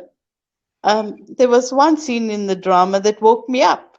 So it was so-called sickness. And it was a label that just said, wake up to something that is more important. And I think for the last year, with the right energies and the right help, I have really taken silent time to work on myself and have a soul and body talk, and to realize that this is a valuable instrument of mine through which I need to serve humanity. And I can only serve humanity when I learn to have a good relationship with my body, because it's an important instrument. And so on a physical level, like I take the almost gold, or I don't eat certain foods because I've been advised on my blood type, and I do the things I need to do on a physical level. And I've made it a very important part of my routine of just like keeping the body detoxed in a certain way. And I've learned so much about the detoxing. And the same way as I realized that how physically it's important to detox for optimum health, equally how much I need to emotionally and spiritually detox. All three levels of detox are essential. I maybe have spent a lot of time spiritually detoxing because I loved it, but I didn't realize how much it was just as important to physically detox, because it's this vehicle that's carrying the soul. And so using the two energies together has created a very peaceful harmony between soul and body. And I think this peaceful harmony between soul and body is so essential, because then I can be a true human being, this human who knows how to use the being to allow the maximum output to happen. Yeah. So. Well, yeah, I mean, absolutely. I think in the same way as possibly, we highlighted to you the electromagnetic chemical aspect of capacity and energy flow in terms of electrons. We're talking the same thing, because what you're bringing this in is from a spiritual point of view, the energy flow and the capacity, it's identical, but don't forget about the one and don't forget about the other. They need to work in unison to actually have the potentiation of everything. Yeah. So sometimes, people think one is important, and maybe that I'm a spiritual being, so there's a neglect of the body. But this is the carrier. Your body is your carrier. It's the carrier of the soul. It's the one who's moving you around. The soul can't do much without the body. The body can't do much without the soul. It's like this beautiful relationship with each other. But sometimes we don't realize this flow between the two that is needed. And, as beings of energy, we are vibrational beings. And so my every thought is vibrating. And today we see in the world, people are vibrating anxiousness, and they're vibrating fear, and they're vibrating worry, and they're vibrating panic. And all of those things are very, very powerfully affecting our body at a very powerful level. And you see, so many of the illnesses that come up are so psychosomatic. And we see how, I just find sometimes when I go and visit some individuals who I need to counsel on a spiritual level, that just supporting them to see how, when their vibrational level, spiritually vibrational level, they become calm and they become peaceful, how their pulse rate improves, their blood pressure improves, their digestive system improves, like an almost immediate correlation. And I'm not from a medical background, but I am in tune now with my body. But I just begin to see how much one of the sisters that I live with is a doctor, physically a doctor. And just that feeling of she would be able to measure this and that. And then I would say, okay, but now the patient is peaceful. So it's like two people working together, because we are whole beings together. But I really think that right now, in our journey, we have to heighten our frequency, because life meets us where we are at. And I always remind myself, life will meet you where you are at. And if you remember that, if you create a low frequency, life will meet you right there, and there can only be but chaos. But on a daily level, when I heighten this frequency of who I am at an incredibly powerful level, and to remember in life we have a choice. We always have a choice. I think as Librans, Jane, we've been talking about this word that we bring in this energy of choice. Yes, yes. And sometimes in our life we go through pain, but we have a choice whether we want to suffer or not. And that's an important choice. Sometimes physically, karmically, certain things happen in our life and it can be painful. So we have to go through things, but we have a choice that whilst going through my pain, do I want to suffer? And choice comes to between pain and suffering. Suffering is a choice. I can choose not to suffer, even whilst I'm going through the pain. Physically, somebody may be going through an incredible pain, but if you look at their face, they have developed an energy that has freed them from that energy. And I think this is right now, even in our relationships, even in our response to nature, even in our response to the complexities in the world's different levels of interactions and chaos that we see. It's not that I become proactive in one way. I need to be proactive, but I can't be reactive. And I have a choice that whilst I'm being proactive, how I'm proactive is a personal choice that I have to make. And so many people realize that in the world right now, we need to respond to something and we have to act in a certain way.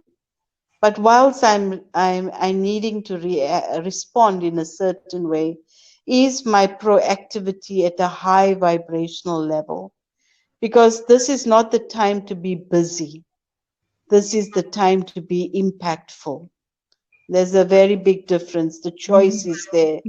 We can't afford to be busy right now, but we have to become powerful right now. And today in the world, many people are quite busy still. It's become a habit, even in lockdown, even if though like life has told us to look at life a little differently because of the lockdown and COVID, there was lessons for us to learn in this period of time. But people's automated behavioral patterns set in again. And then as soon as the scene has changed, they have become busy. And busyness doesn't usually mean that you are being in a good space. It's okay to be busy with a healthy energy, but I always say to myself, busyness doesn't equal impact. Right now, we need to really ask myself, I always say to myself, Dipti, are you busy or are you powerful? Because anything that is powerful, only that which is powerful becomes transformative. You know, like if there's no power in the socket, there can't be light in this room right now. So power brings transformative energy. So even in our life, this is not the time to be obvious. You know, today in the world, the obvious pulls us a lot. We can be so caught up by the obvious, but life is not about the obvious. Life is about the powerful. And am I tuning into the powerful energies of life to bring about transformative change? And that happens at a very deep and subtle level. And I totally believe that we require silence.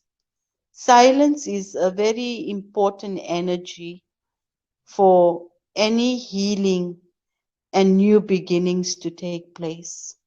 I do believe that for any person to rejuvenate their life on any level, we need to make a time every day, at least 45 minutes minimum, to be silent. And mean silent in mind, silent in body, silent in space. All that level of silence is needed. So sometimes I just love to just sit still and watch the sun rise. And it's beautiful. People say, but I don't have time. But that vibration of 45 minutes of silence will echo through my day. You know, whatever you start off in the morning echoes into your day. So if you're getting up at 5th gear know, some people, even before they're even out of bed, they are in 5th gear already. They are moving, but they haven't even met themselves yet. I always say to myself, before I meet the world, at least let me meet myself and let me meet my Creator. When I meet myself and I meet God, then I'm ready to meet the world. But sometimes we go into the world very unprepared. It's like we get out into the world so exposed, and it's not serving us. Yes. Very, So very those were true. the thoughts that were in my mind. I've come visiting somewhere, and so I put the people on the other side. They are having a chat, and I said that I'm going to spend some time. Yeah. Well, you thank you for your birthday present to us, because everybody has received, and thank you for joining the dots and just speaking so profoundly and with such wisdom, the wisdom that you speak about. And I'm in awe of the similarities, because you say things like, our joy is our inner power. And we talk about power as in voltage times amperage, and Absolutely. it's all culminating in the same thing.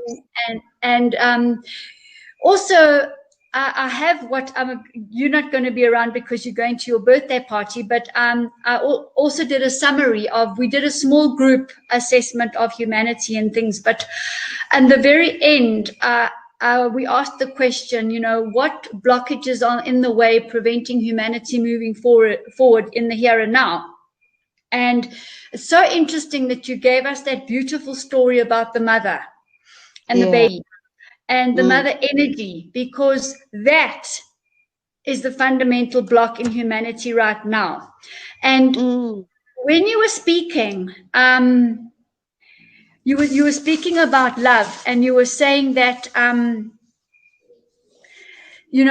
innate ability to love ourselves. And this is exactly what I thought. I thought to myself, well, how can we love others when we haven't even, like you said, early in the morning, engaged our inner power and the love for ourselves, and then go out into the world, and then we are able to love and radiate on that vibration. But if we don't connect with ourselves and love ourselves and ignite the joy, we're not going to be able to do this properly. And so that's why I'm really grateful for your the story where you represented the flow, the outflow of the love, the mother energy to the child, because this is our big blockage, humanity, right now.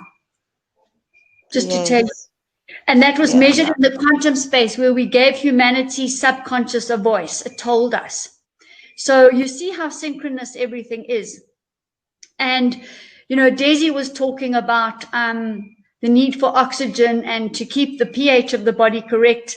And the number one physical need for humans right now is oxygen. When I ran this unconscious choice too. So the subconscious told us to release the struggle. Yes. Absolutely. And if you're waking up in 5th gear, you haven't released the struggle, because you're picking up from the day before, Or Absolutely. I think even one needs to connect with oneself before one sleeps. Absolutely. I journal every night before I go to sleep, and I don't allow there to be a stimulus for at least half an hour before I go to sleep. And I think that 15 minutes before I go to sleep, sometimes I play the most beautiful flute music, because I love flute music. And the ambience of the room is always light.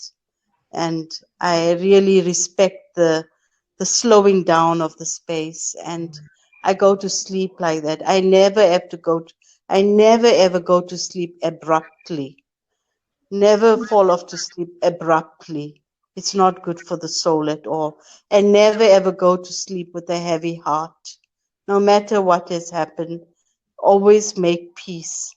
Never ever go to sleep with a heavy heart, because what you are doing to your subconscious is very, very damaging.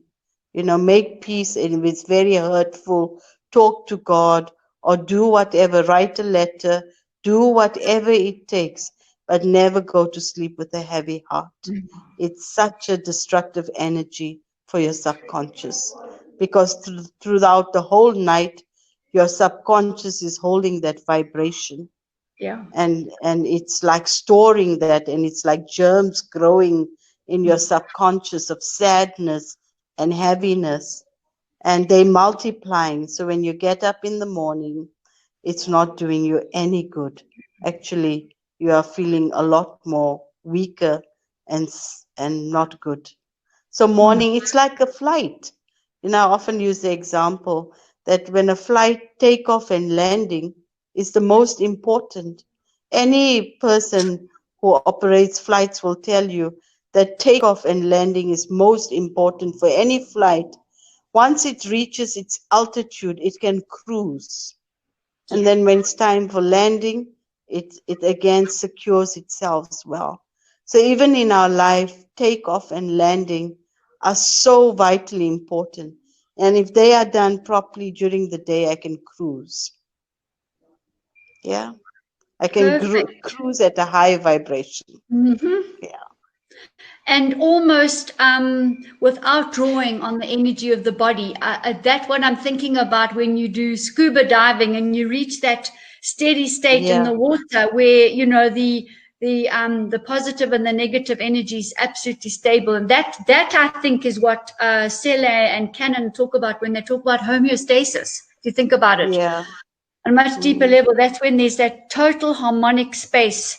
The body, the mind, the soul, and the spirit are in balance, perfect balance. Well, that's wow. So, sure, that's really, really, really huge amounts of food for thought. And Dipti, I really, really want to thank you, because this is a breakthrough for all of us to be able to talk the same language. Because it's been sewn together so beautifully by you. So we really, really are privileged to have you come this evening on this very, very special birthday of yours and share such profound wisdom. This is all recorded, everybody, so I'm going to send it out to you. And Dipti, you'll get your own copy. I'm just telling the host that's here that thank you for allowing me. In the middle of the program, I said to them, I need to do this. This is important for me. Yeah. I think so. So I'll give you the recording so you can also share it with others, because it's hard to sometimes to repeat in the moment because the download is coming, So I'm going to share that with you and everybody for listening and hanging on to every single word. You've made it so simple, so meaningful. And as with Desi's presentation, if people don't shift after this kind of high vibrational presentation, then there's a bit of resistance in the body and there's a little bit of blockage of energy flow. So we might have to just detox a little bit more so that we can get more into the flow. But I do love it, and we do need to surrender, and we need to use that choice. Because we can ask ourselves, is this serving me or is it not serving me? Same as like you said, is this, giving me power? Am I making a difference or am I just busy? So that particular thing linked with, as you said, inherited disturbances, disorders, emotions, etc. Is it serving me or isn't it serving me? And you make that list of those things that assist you live on purpose. And anything on either side is just needs to fall away on the other side, because that's what's going to make you busy and keep you held back and drain your energy. Yes. Thank you. Thank you. Pleasure. Thank you so much. So much. Pleasure. Thank you so much. Thank you for your love. It radiates in your words and everything. Pleasure. Thanks, have a good evening. Thank you very much. Enjoy your good birthday. Night. Bye-bye. Yes. It was such a I need to go into deep silence tonight, because it was a highly socially loving day. It was a loving day socially, but the soul also respects silence. So after the whole evening, I take the love, but then I'll just go deeply silent and anchor the love and then go to sleep. Yes. Awesome. Thanks for your teaching. Thank you. Thank you. Thank you, Jane. Okay, thank you, Good Dipti. night. Good night. Bye-bye. Bye. Wow. We are really, really feasting this evening in all the most beautiful things that we need to hear, see, feel. You can even smell the love, I think, when we have people like Professor Desire Dubounet, Diptiben speaking to us. These are real gifts. These are absolutely real gifts. And well, I've made lots of notes, but I've also taken a lot in on a cellular level, emotional level. Maybe she talked about other dimensions. So I have, and I'm sure you have too, taken in everything on so many levels, and my electrons are really a buzz. So I gave Diptiben lots of extra time because it's really a privilege to have her, and you know, the information that she shares is just so beautiful. So what I'd prepare to say, a lot of it has been said, but first of all, I think I just want to credit all of us. Due to our positivity and our what can I say, our support for Desi and what she's doing and all the rest of it, I think Tuesday is going to be amazing. So it's not only for people who have quantum devices, is what I want to say. I want to invite everybody on Tuesday and to work with us and listen. It'll be on a webinar as we work with the quantum devices in this most divine way. She says, ask and it will be revealed. And I asked her if we could please work together. And I've asked her before, but obviously the timing is right now. So everybody's invited. Invite your friends too. And we're going to work on the COVID. And we know we're working on COVID, but it is a bigger space, but it's a good space to start with, which is really fantastic. And so that we can heal and shift and move further down the paradigm shift. And as we do that in our wake, we can leave behind the negativity and all the things of the past, the untruths and the energy beings that have tried to manipulate humanity, to shift our DNA into a lowered state, all the toxicity. Desi talks about, the big four, the pharma, the oil, the tobacco, and the sugar industries, all try to denature us in one way or another, all try to get and keep our battery flat, whether it's physical, mental, emotional, and spiritual. We just pulled all of this together. So it's about, well, it's not about regret or revenge or anything. It's about, well, actually forgiveness of those energy beings that have got lost, if you like, and to move forward, because moving up the paradigm shift, truth will prevail. And that's not a debatable issue. So the more of us that are working collectively towards this, and I just feel that on a daily basis, we are just getting more and more people jumping into the space, and through awareness and awakening.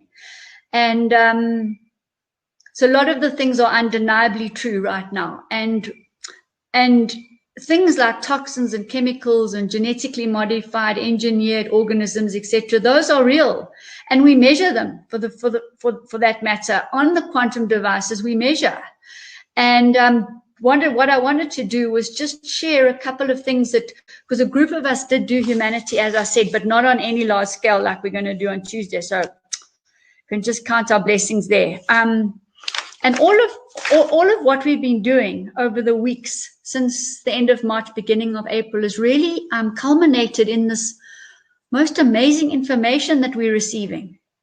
It's just incredible. So when I put humanity on the grid and the other ladies who worked with me. The planet that's governing today is Venus. And it's so interesting because Venus influences the acidity and the alkalinity of the body. So fascinating. And also the sodium exchange pump, which works across the cell membrane. We talked about that last week. And the secretion of cortisol. So that Venus governs that, and also estrogen, antidiuretic hormone. Now that's got to do with the adrenal gland, and also the post-pituitary gland is weak. Now we've talked about pineal pituitary, we've talked about adrenals and stress before, we've talked about the cortisol levels, we've talked about sodium exchange pump, we've talked about acid-alkaline. So Venus right now is very instrumental, just to say, in balancing all this. Venus is also the planet of love. So it's not, I don't think it's just straightforward out of the blue. This is completely synchronous, that everything we've talked about this evening is completely tying up. And when we gave the subconscious of humanity a voice to speak, this is just a taste of what's been revealed. I'm going to give you some more information. So also, just know that, you know, from pituitary and pineal, but pituitary specifically, also the calcium and parathyroid hormones are regulated or not regulated. So that's an aspect that's also showing the nervous system. And then also what humanity subconscious told us is that there is more need for an interconnection of ourself to the bigger space. So we need to, as Diptiben said as well, interconnect internally and then externally as well, to ourselves and friends and people out there, and to transcend the ability to overcome the trivialities of life. To transcend the ability to overcome the trivialities of life through transcendence. So again, it's that busyness in the brain, it's the nonsense, it's the anxieties, the overuse of stress hormones, the quick usage of serotonin, dopamine, GABA, PEA, very, very important, and they get used up. So we need to, again, step back at times in the day and question, as Diptiben said, you know, are we being powerful and impactful, or are we just being busy? Are we being gentle and kind to our bodies and our energy reserves and our immunity, or are we just running everything flat? And also important is right now is we're not showing enough control of our emotions. We undersensitive, and that's due to resistance and toxicity, really. And we are drawn at the moment to past ancestral cultures, and I suppose we could really examine that, because that could be positive or negative. But right now, I think it's more of a positive state, because if we are looking at what the ancestral cultures did do, in the purest sense, then we can move with that energy. So we need to do that. And also it was showing me that we have emotional limitations. So I just think it's so tiniest to have heard something that from Diptiben about, you know, harnessing our peace, harnessing our joy, harnessing our love. And then there was things about saying to us also about losing control, gambling away our life, just being too busy, too busy, should have, could have, would have, but didn't, you know. And we're hoping for the best, but the reason for having this turning point event is that we can actually do something about it. Hoping for the best is not really active. It's not really kinetic energy. So we need to harness this and so secure the right space and place for ourselves in this big world. And it's different for some and different for others. And then we may need to also understand fear, which is needed. It helps and it protects us. If it rules you, this is a common thing and that's told to us, listen to it, thank it, and replace it with love. So there we go again. When that fear moment comes in, it's a challenge. You're either going to rise to it and subject yourself to it, or you're going to stand back, listen to it, thank it, and replace it with love. And in that way, you've empowered yourself, you've shifted yourself on a cellular level and gained momentum, and you haven't lost your energy. Energy is key here. Rituals help people remember things, but they are merely constructs of the mind. So that I think is important, because well, we need to deconstruct these constructs and live in a more pure space. And as an affirmation for humans, I'm free of parasites and pathogens. So very, very timeless that we're going to be doing COVID, because it's COVID plus all the pathogens and microorganisms that are harmful, not beneficial to us. So that's going to be really, really, really fantastic. And we'll talk more about that. But when you get a chemical or a toxin, when the body gets exposed to it, either through the skin, through the breath, through the food, through the mouth, through the water, what happens is the body's natural beneficial bacteria, fungi, and yeast will shape-shift into the aggressive form to go and help the body, along with the immune system, remove the chemical toxin, or whatever it might have been, genetically modified organism, treat that as a toxin. And so we need to have those beneficial bacteria, fungi, and yeast. We talked about many times about the microbiome. And this is going to be very, very important also when we look at treating COVID per se on Tuesday, and ourselves. So we can use the next couple of days sort of a self-preparation, which any therapist needs to do, anyone taking on a project like we're doing right now. I don't know if anybody knows the enormity of 2012. Apparently, I think it was something was about to hit the earth or something, and Desi and everybody got together and prevented this happening. So we never know the enormity of what we're going to get into on Tuesday. So just to tell you in terms of the body bioelectrical results, okay, which will represent and measure physical, mental, neurological, and spiritual, just by the way, because that's exactly the design of the quantum device. It is showing that there is an improvement in the voltage of our bodies, which means we are coming out of things to a point. I don't know for how long, but we have shifted, because the voltage was very flat in April, May, June, July. So only recently now we're seeing an improvement in the voltage. The amperage staying virtually about the same. So a little bit improvement in energy, the wattage, the joy. Okay, but right now, and I'm finding this with my clients, a decrease in the increase in toxicities, a decrease in the resistance of flow of electrons. That's a bit of a problem, because that indicates a loading of toxicity on the humanity.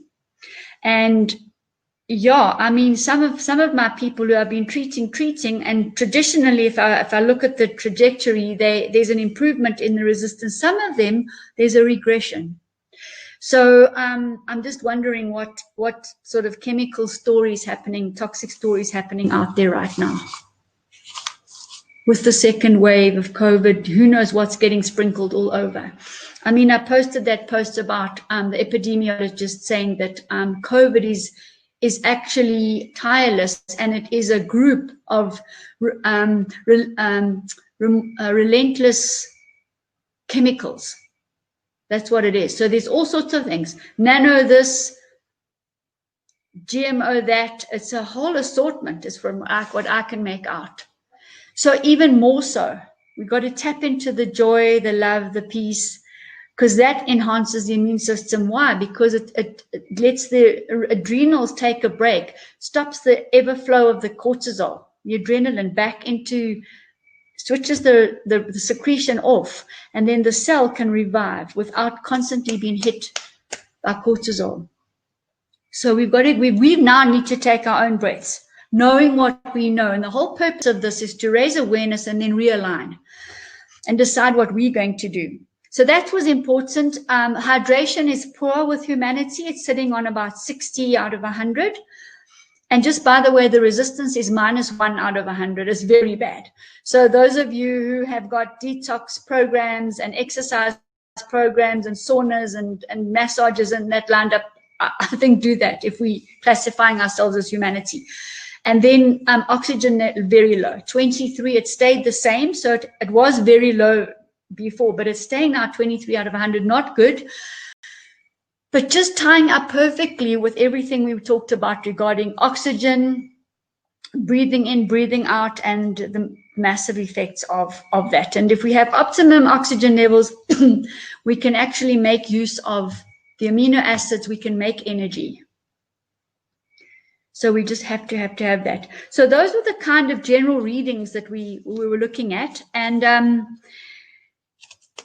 the number one overall risk in the matrix for humanity, sadly, was a cancer risk and degenerative tissue. That means that the cell does not have vitality, and it was represented as 3 out of 10, cell vitality. So we've talked a lot about body charge, body electric charge. We've talked a lot about cell vitality, the charge around the cell. So can you see humanity needs a massive plug-in, a massive battery recharge.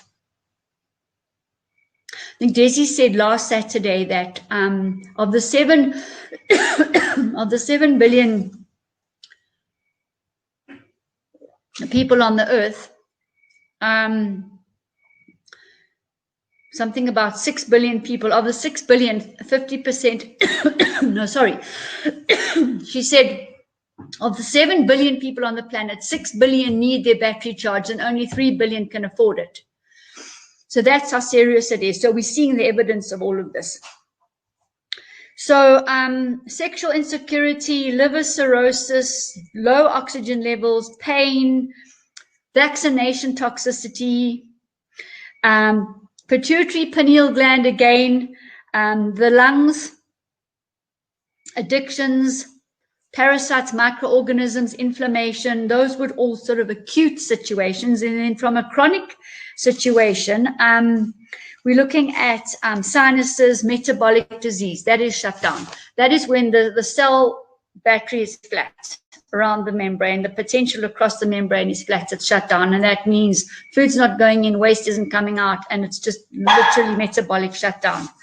And also our nervous system. So on the chronic side, it's on our nervous system, the sinuses, which are actually clearing the brain at the end of the day, and metabolic disease. So that's just giving you then a taste of the main factors.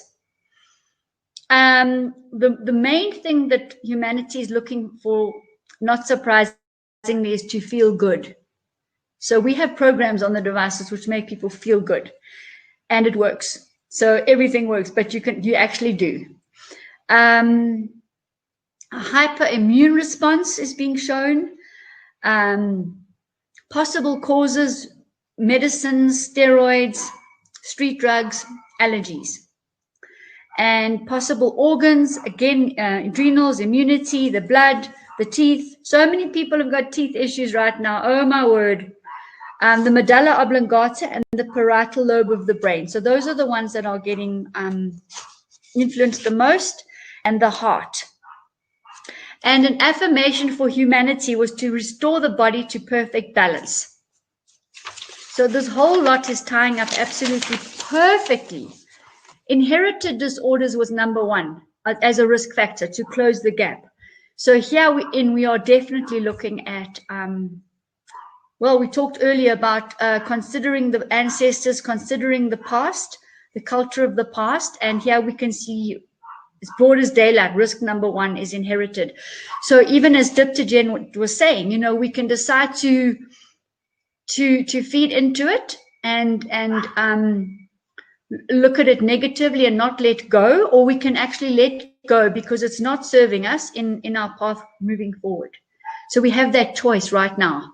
So we can uncover it, make ourselves aware of it, and then surrender, release the struggle, because it's not serving us anymore. So again, the liver, hormonal and circulation all go together. We know that. And stress and inflammation, brain and food poisoning, and the gut and the pH levels all go together. Environmental toxins are high.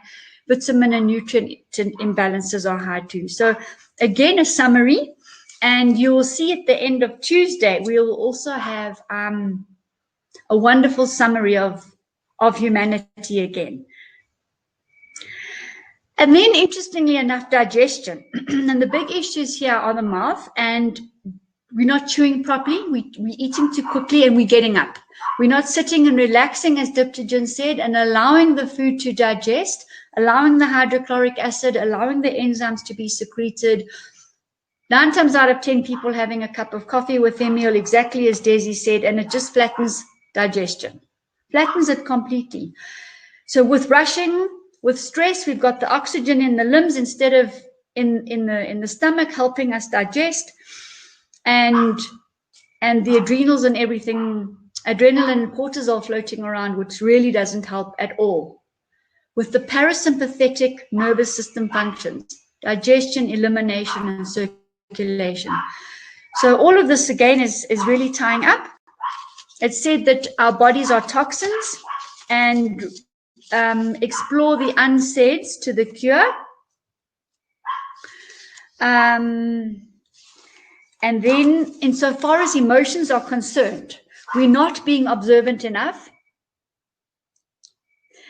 We're not focusing our minds enough. And that's often because we're so full of toxicity and the resistance is so low and the brain's polluted, full of fungi and parasites and plaque and things like that. We're too passive. We're unrealistic. We're suffering psychic pain. And that's possibly our own doing and not getting on with things, and not enough laughter. So that, I think, also paints a huge picture for us. And we're seeing from a neurotransmitter point of view that the body is requiring a lot of pain hormones, anti-pain hormones, anti-inflammation hormones. By the way, also to balance testosterone, dopamine. All of these hormones are used up when the body's too stressed. Dopamine will indicate also why we're too passive. We don't have enough dopamine because we're too stressed. It's a vicious cycle all the time. And the last page I have here is I looked on the hormonal immunoglobulin immunity panel, and all the immunoglobulins are low, which are coming out of the bone marrow. So there again, our immune system needs to be boosted, and we can do that now. We know both ways. We can do it physically, neurologically, emotionally, and spiritually, and we can boost the immune system in that way and release the past, release the negativity. Let's stop holding on to what's not serving us anymore, and really shift positively up the paradigm curve. And when I looked at an unconscious choice, it shows you a physical area, and the craniosacral ligaments, yeah, for humanity are overstretched, and I wonder why, because we're all down on our phones all day. So I did have a little bit of a chuckle at that one, I must say. So everybody, you know, you can do some massaging over here. That was, as I say, rather funny for me too. And the one thing I wanted to talk about, just to end off with, on the slides, and I'll actually come back to those ones just now. Let me just see if I can, if it gets there. Where's that nice one? Oh, let me show this one. See, I'm right here. Now, this is just one of the panels of the many. And we can put this down also regarding Tuesday, because this is a whole screen and panel of things that are bothering humanity. So let me just help you a little bit here. Immunity is number 1, emotional disorders number 2, inflammation 3, cancer degeneration 4, stress, unspecified toxicity, etc. So that gives us an order of frequencies, the gaps that need to be closed, and where the root causes of disease are right now. And that is a function of stress and toxins and all sorts of things which can affect us emotionally. We can also have emotions brought in from the hereditary factors, the ancestors too. And all sorts of toxins and worry and emotional and spiritual discord will cause inflammation, as we know. And then when we get that tissue degeneration is when it's termed cancer. Although Desi has never met cancer, but what she has seen is degenerative tissue. Tissue that's lost its life force, tissue that's when we get those cells where there's metabolic disorder, metabolic breakdown, when food and oxygen are not going in and waste and water are not leaving the cell. So in any case, you can see there, corn causes dementia, aberrant thoughts. I mean, who wants to eat corn after you've read something like that?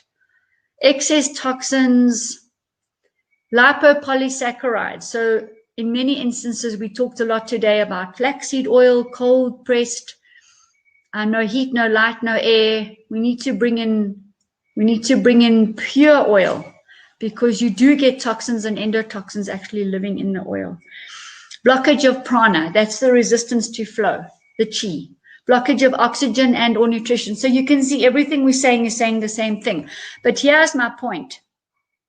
Here's my point. The main thing to treat humanity with today is to sort out the mRNA. And if you've been following the recent post right now, this is exactly what a genetically modified DNA mRNA fragment is going to do to us. So this is exactly what's been hammered right now, is the mRNA. Can you see that? In black and white, validated, verified. And then this metabolic disorder on this side. So when the cell is not getting fed, and when a tricked form of mRNA or DNA can enter into that cell only, because the cell recognizes it, it can then start interfering with the DNA of our cells. And on top of that, the toxicity inside the cell will also degenerate and decode the DNA. So this is really where we've got to place very, very, very special emphasis right now. This is where we want to restore, reset, rejuvenate, realign. And it's very easy, very simple. Those of you who didn't see the recording from Thursday last week, Wednesday last week, Tuesday last week, we're talking all about this all the time. We're reversing metabolic disorder, metabolic breakdown. I don't think I've got anything more there that I wanted to talk about. Oh, all right, so we can talk about the university, where we can get a licensed degree or a licensed diploma for therapists to operate the quantum devices. And there are lots of practical lectures and practical courses on the IMUNE University. If you look in the chat, I have posted where to find the courses and where to find the devices. So this is our Turning Point classroom, looking at the future of humanity with speakers that we've had this evening. I mean, it's just super, super, super that they can share this kind of knowledge with us, because it really is leading edge knowledge. So we have all sorts of people sitting in our group here all the time, which makes it really global and really, really varied as well. All sorts of people ahead of the curve. And people who wanting to sort of value their life, value themselves, bring in the love as we talked about, and you know, put fear in its place. Use it to protect you when there's fight or flight and the lion's chasing you, but then it needs to go back into its little box kind of thing, and really focus on these aspects of ourselves. And that piece that she spoke about, very, very important. So, you know, we're now leading into all sorts of things that we've discussed along the way over the months. And it's been April, May, June, July, August, September, October. We are in the 7th month, and that's amazing. I just want to go back to this one slide, just because this one slide shows us everything that we're doing. So if you don't mind, I'm just going to move backwards. These are the two devices, the QUEX and the QUEX-ED. And these are the new upgraded versions of the SCIO and the EDUCTOR. And these are the devices available right now.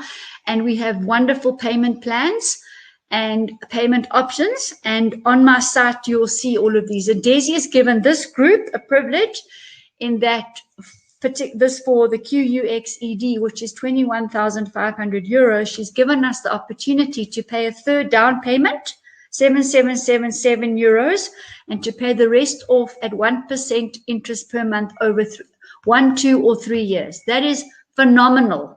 So if you're getting excited about these devices, you see the value, you see what it can do.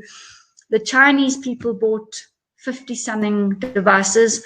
If Trump is using the device, well, you know what? It's the idea's time has come now, because quantum medicine is going to fly. And we're the people that are going to do that. So she's made it so available and affordable, not forever, but she's made it available for us. So take that opportunity. Here's the license diploma. There's the price of it in dollars. It's 100 hours. You need a mentor. There's the price of the mentor in dollars. And then you can also do the QX subspace virtual license after that too. But this is the basic. And you get a license to put on your wall, and it protects you medically and legally.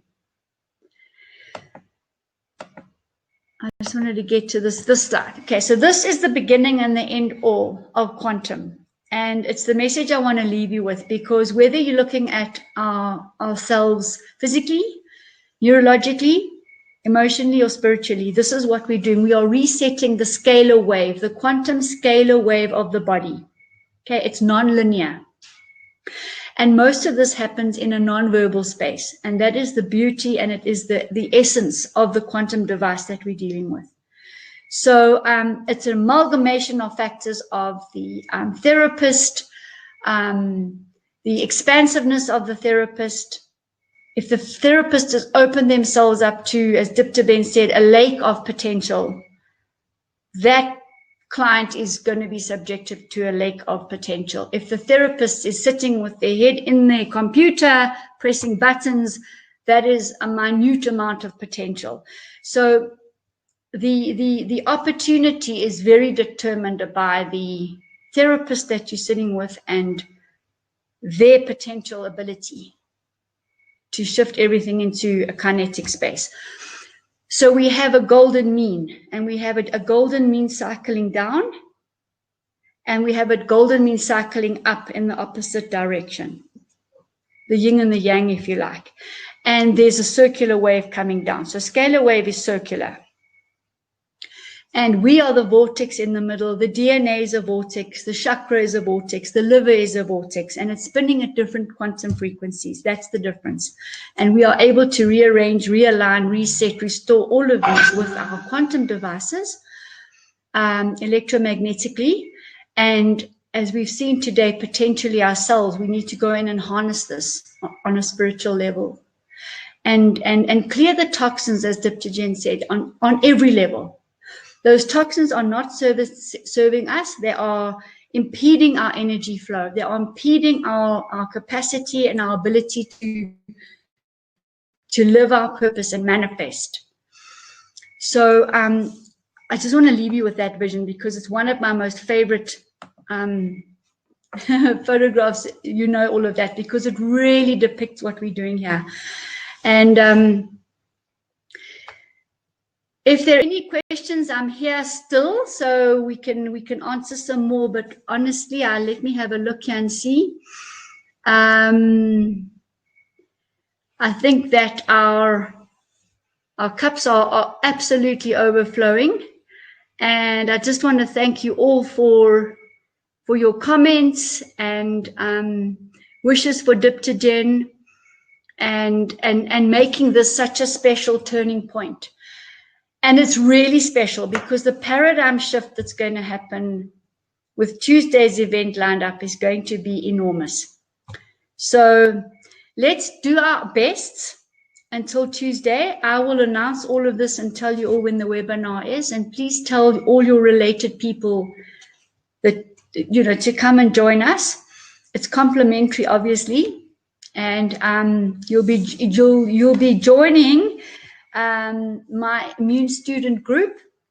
So they're the ladies that have already done work with our joint event for this evening, which has enabled me to share with you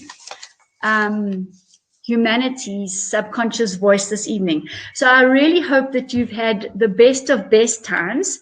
It's been an absolute pleasure to be with all of you and have you with us. It's just really a pool of energy that we can expand on.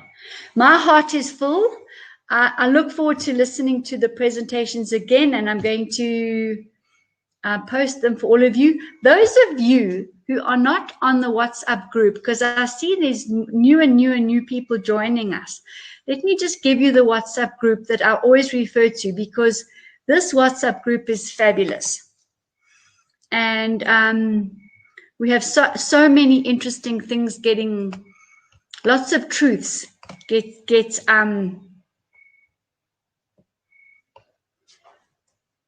posted on here. So if you're still with us, you see there, I've just posted this, it says WhatsApp group. Highlight that link, click on it, and you'll automatically join our WhatsApp group. It's complimentary. And it's got everything to do with 365 Healthy by Choice and IMUNE and everything that Daisy does. We completely aligned. We're on the same page. We work together. And, you know, in a small way, what Daisy says, I also say, and vice versa, but she's on a much bigger, massive level, I'm just saying. But we're on the same page, and I know all of you are too. So it's really, really wonderful to be aligned in this way, especially here and now. And so, you know, wishing you lots of power and joy and peace and balanced pH of the body. Okay. Have a wonderful, wonderful rest of the day. And thanks for coming.